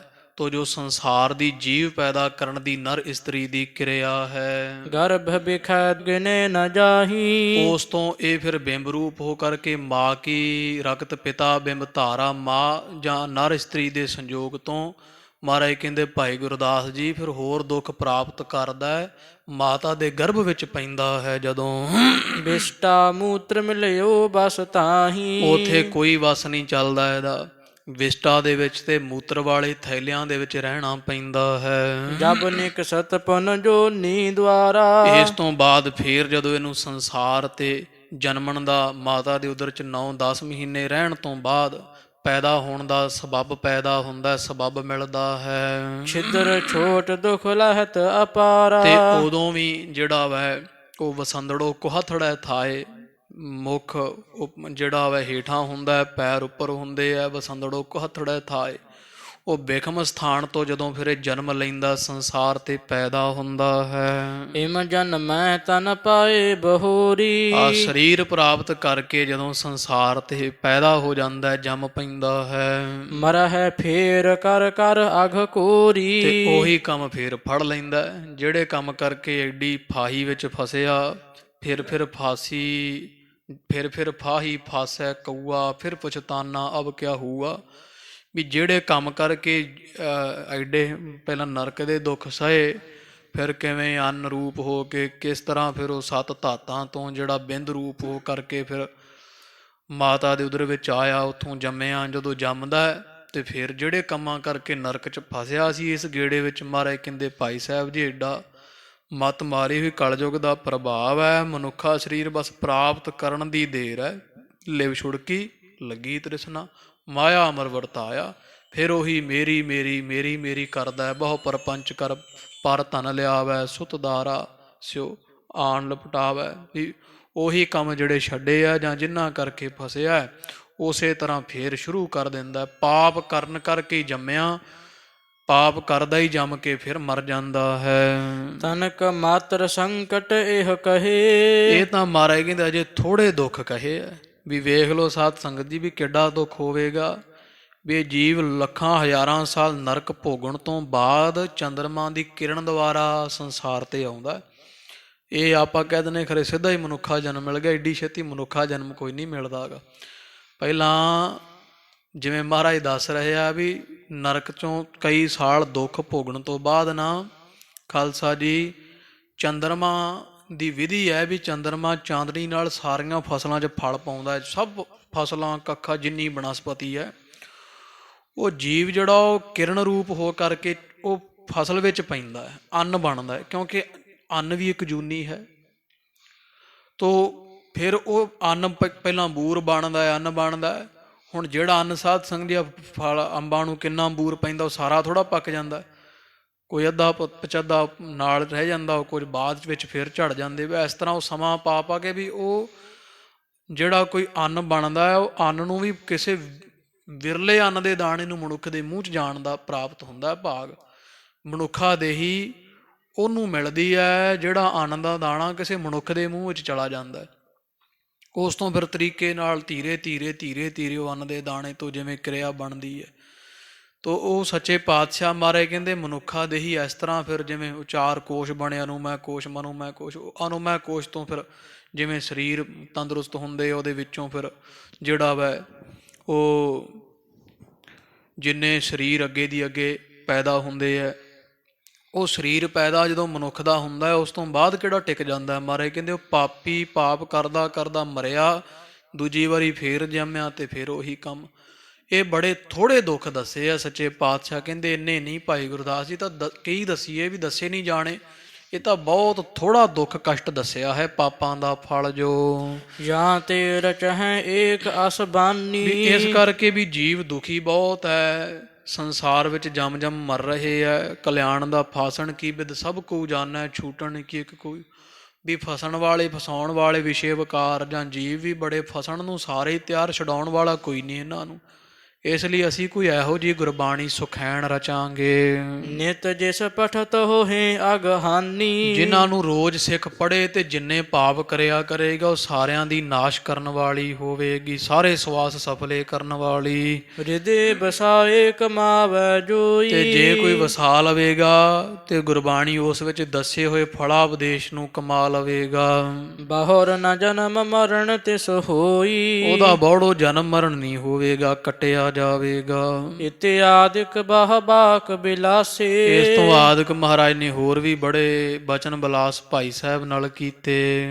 ਉਪਕਾਰੀ ਗੁਰ ਕੀਨ ਪ੍ਰਕਾਸ਼ੇ। ਪਰ ਉਪਕਾਰੀ ਸੱਚੇ ਪਾਤਸ਼ਾਹ ਜੀਆਂ ਨੇ। ਇਤਨੇ ਮਹਿ ਪ੍ਰਭਾਤ ਹੋਇ ਆਈ। ਤੋ ਅੰਮ੍ਰਿਤ ਵੇਲਾ ਸੀ ਨਾ, ਇੰਨਾ ਕੁ ਸਮਾਂ ਲੰਘਿਆ ਤੇ ਪੂਰਾ ਦਿਨ ਚੜ ਆਇਆ ਹੈ। ਭਇਓ ਪ੍ਰਕਾਸ਼ ਚਿਰੀ ਚੋਹਕਾਈ। ਪ੍ਰਕਾਸ਼ ਹੋ ਗਿਆ ਤੇ ਚਿੜੀਆਂ ਚੂਕਣ ਲੱਗ ਪਈਆਂ। ਚਿੜੀ ਚੁਹਕੀ ਪਹ ਫੁੱਟੀ ਵਗਨ ਬਹੁਤ ਤਰੰਗ। ਸਭ ਪਾਸੇ ਚਿੜੀਆਂ ਚੂਕਣ ਲੱਗੀਆਂ, ਸੂਰਜ ਚੜ ਆਇਆ। ਇਸ ਤਰ੍ਹਾਂ ਸਾਧ ਸੰਗਤ ਜੀ ਮਹਾਰਾਜ ਜੀ ਵਿਚਾਰ ਕਰ ਰਹੇ ਭਾਈ ਗੁਰਦਾਸ ਸਾਹਿਬ ਜੀਆਂ ਨੂੰ ਦੱਸਦੇ ਹੈ ਵੀ ਸਾਡੀ ਇੱਛਾ ਵੀ ਇਹੋ ਜਿਹੀ ਬਾਣੀ ਰਚੀਏ ਵੀ ਜਿਹਦੇ ਨਾਲ ਜੀਵਾਂ ਨੂੰ ਸੁੱਖ ਪ੍ਰਾਪਤ ਹੋਵੇ, ਕਲਿਆਣ ਹੋਵੇ ਇਹਨਾਂ ਦੀ। ਕਿਉਂਕਿ ਵੇਦ ਸ਼ਾਸਤਰ ਪੜ੍ਹ ਕੇ ਬਹੁਤ ਥੋੜ੍ਹੇ ਹੈ ਜਿਹੜੇ ਵਿਦਿਆ ਇਸ ਪਾਸੇ ਲੈ ਸਕਦੇ, ਸਮਾਂ ਬਹੁਤ ਲੱਗ ਜਾਂਦਾ ਹੈ। ਗਰੀਬ ਨਵਾਜ ਜੀਆਂ ਫਿਰ ਬੜੀ ਦਇਆ ਕਰਦੇ ਹੋਏ ਖਾਲਸਾ ਜੀ ਸੁਖਮਣੀ ਸਾਹਿਬ ਜੀ ਕੀ ਪਾਵਨ ਬਾਣੀ ਲਿਖਣਾ ਕੀਤੀ। ਉਹ ਰਾਮਸਰ ਸਾਹਿਬ ਦੇ ਪਾਵਨ ਸਥਾਨ 'ਤੇ ਜਿਵੇਂ ਲਿਖੀ ਗਈ ਹੈ ਪਾਵਨ ਪਵਿੱਤਰ ਗੁਰਬਾਣੀ ਸੁਖਮਣੀ ਸਾਹਿਬ ਦੀ, ਸੁੱਖਾਂ ਦੀ ਮਣੀ, ਸੁੱਖਾਂ ਵਿੱਚ ਮੰਨੀ ਪਰਮੰਨੀ ਗੁਰਬਾਣੀ। ਉਹ ਪਾਵਨ ਪਵਿੱਤਰ ਗੁਰਬਾਣੀ ਜਿਵੇਂ ਰਚੀ ਉਹ ਕੱਲ੍ਹ ਦੇ ਪ੍ਰਸੰਗ ਵਿੱਚ ਸਾਰਾ ਬਿਰਤਾਂਤ ਆਵੇਗਾ, ਸੁਣਾਂਗੇ। ਇੱਥੇ ਸਮਾਪਤੀ ਹੋਈਆਂ ਭੁੱਲਾਂ ਦੀ ਖਿਮਾ। ਇਹ ਲੋਕ ਸੁਖੀਏ ਪਰਲੋਕ ਸੁਹੇਲੇ, ਨਾਨਕ ਹਰ ਪ੍ਰਭ ਆਪੇ ਮੇਲੇ। ਇਤਿਆਦਿਕ ਬਾਹ ਬਾਕ ਬਿਲਾਸੇ। ਉਪਕਾਰੀ ਗੁਰ ਕੀਨ ਪ੍ਰਕਾਸ਼ੇ। ਇਤਨੇ ਮਹਿ ਪ੍ਰਭਾਤ ਹੋਇ ਆਈ। ਭਇਓ ਪ੍ਰਕਾਸ਼ ਚਿਰੀ ਚੋਹਕਾਈ। ਵਾਹਿਗੁਰੂ ਜੀ ਕਾ ਖਾਲਸਾ ਵਾਹਿਗੁਰੂ ਜੀ ਕੀ ਫਤਿਹ।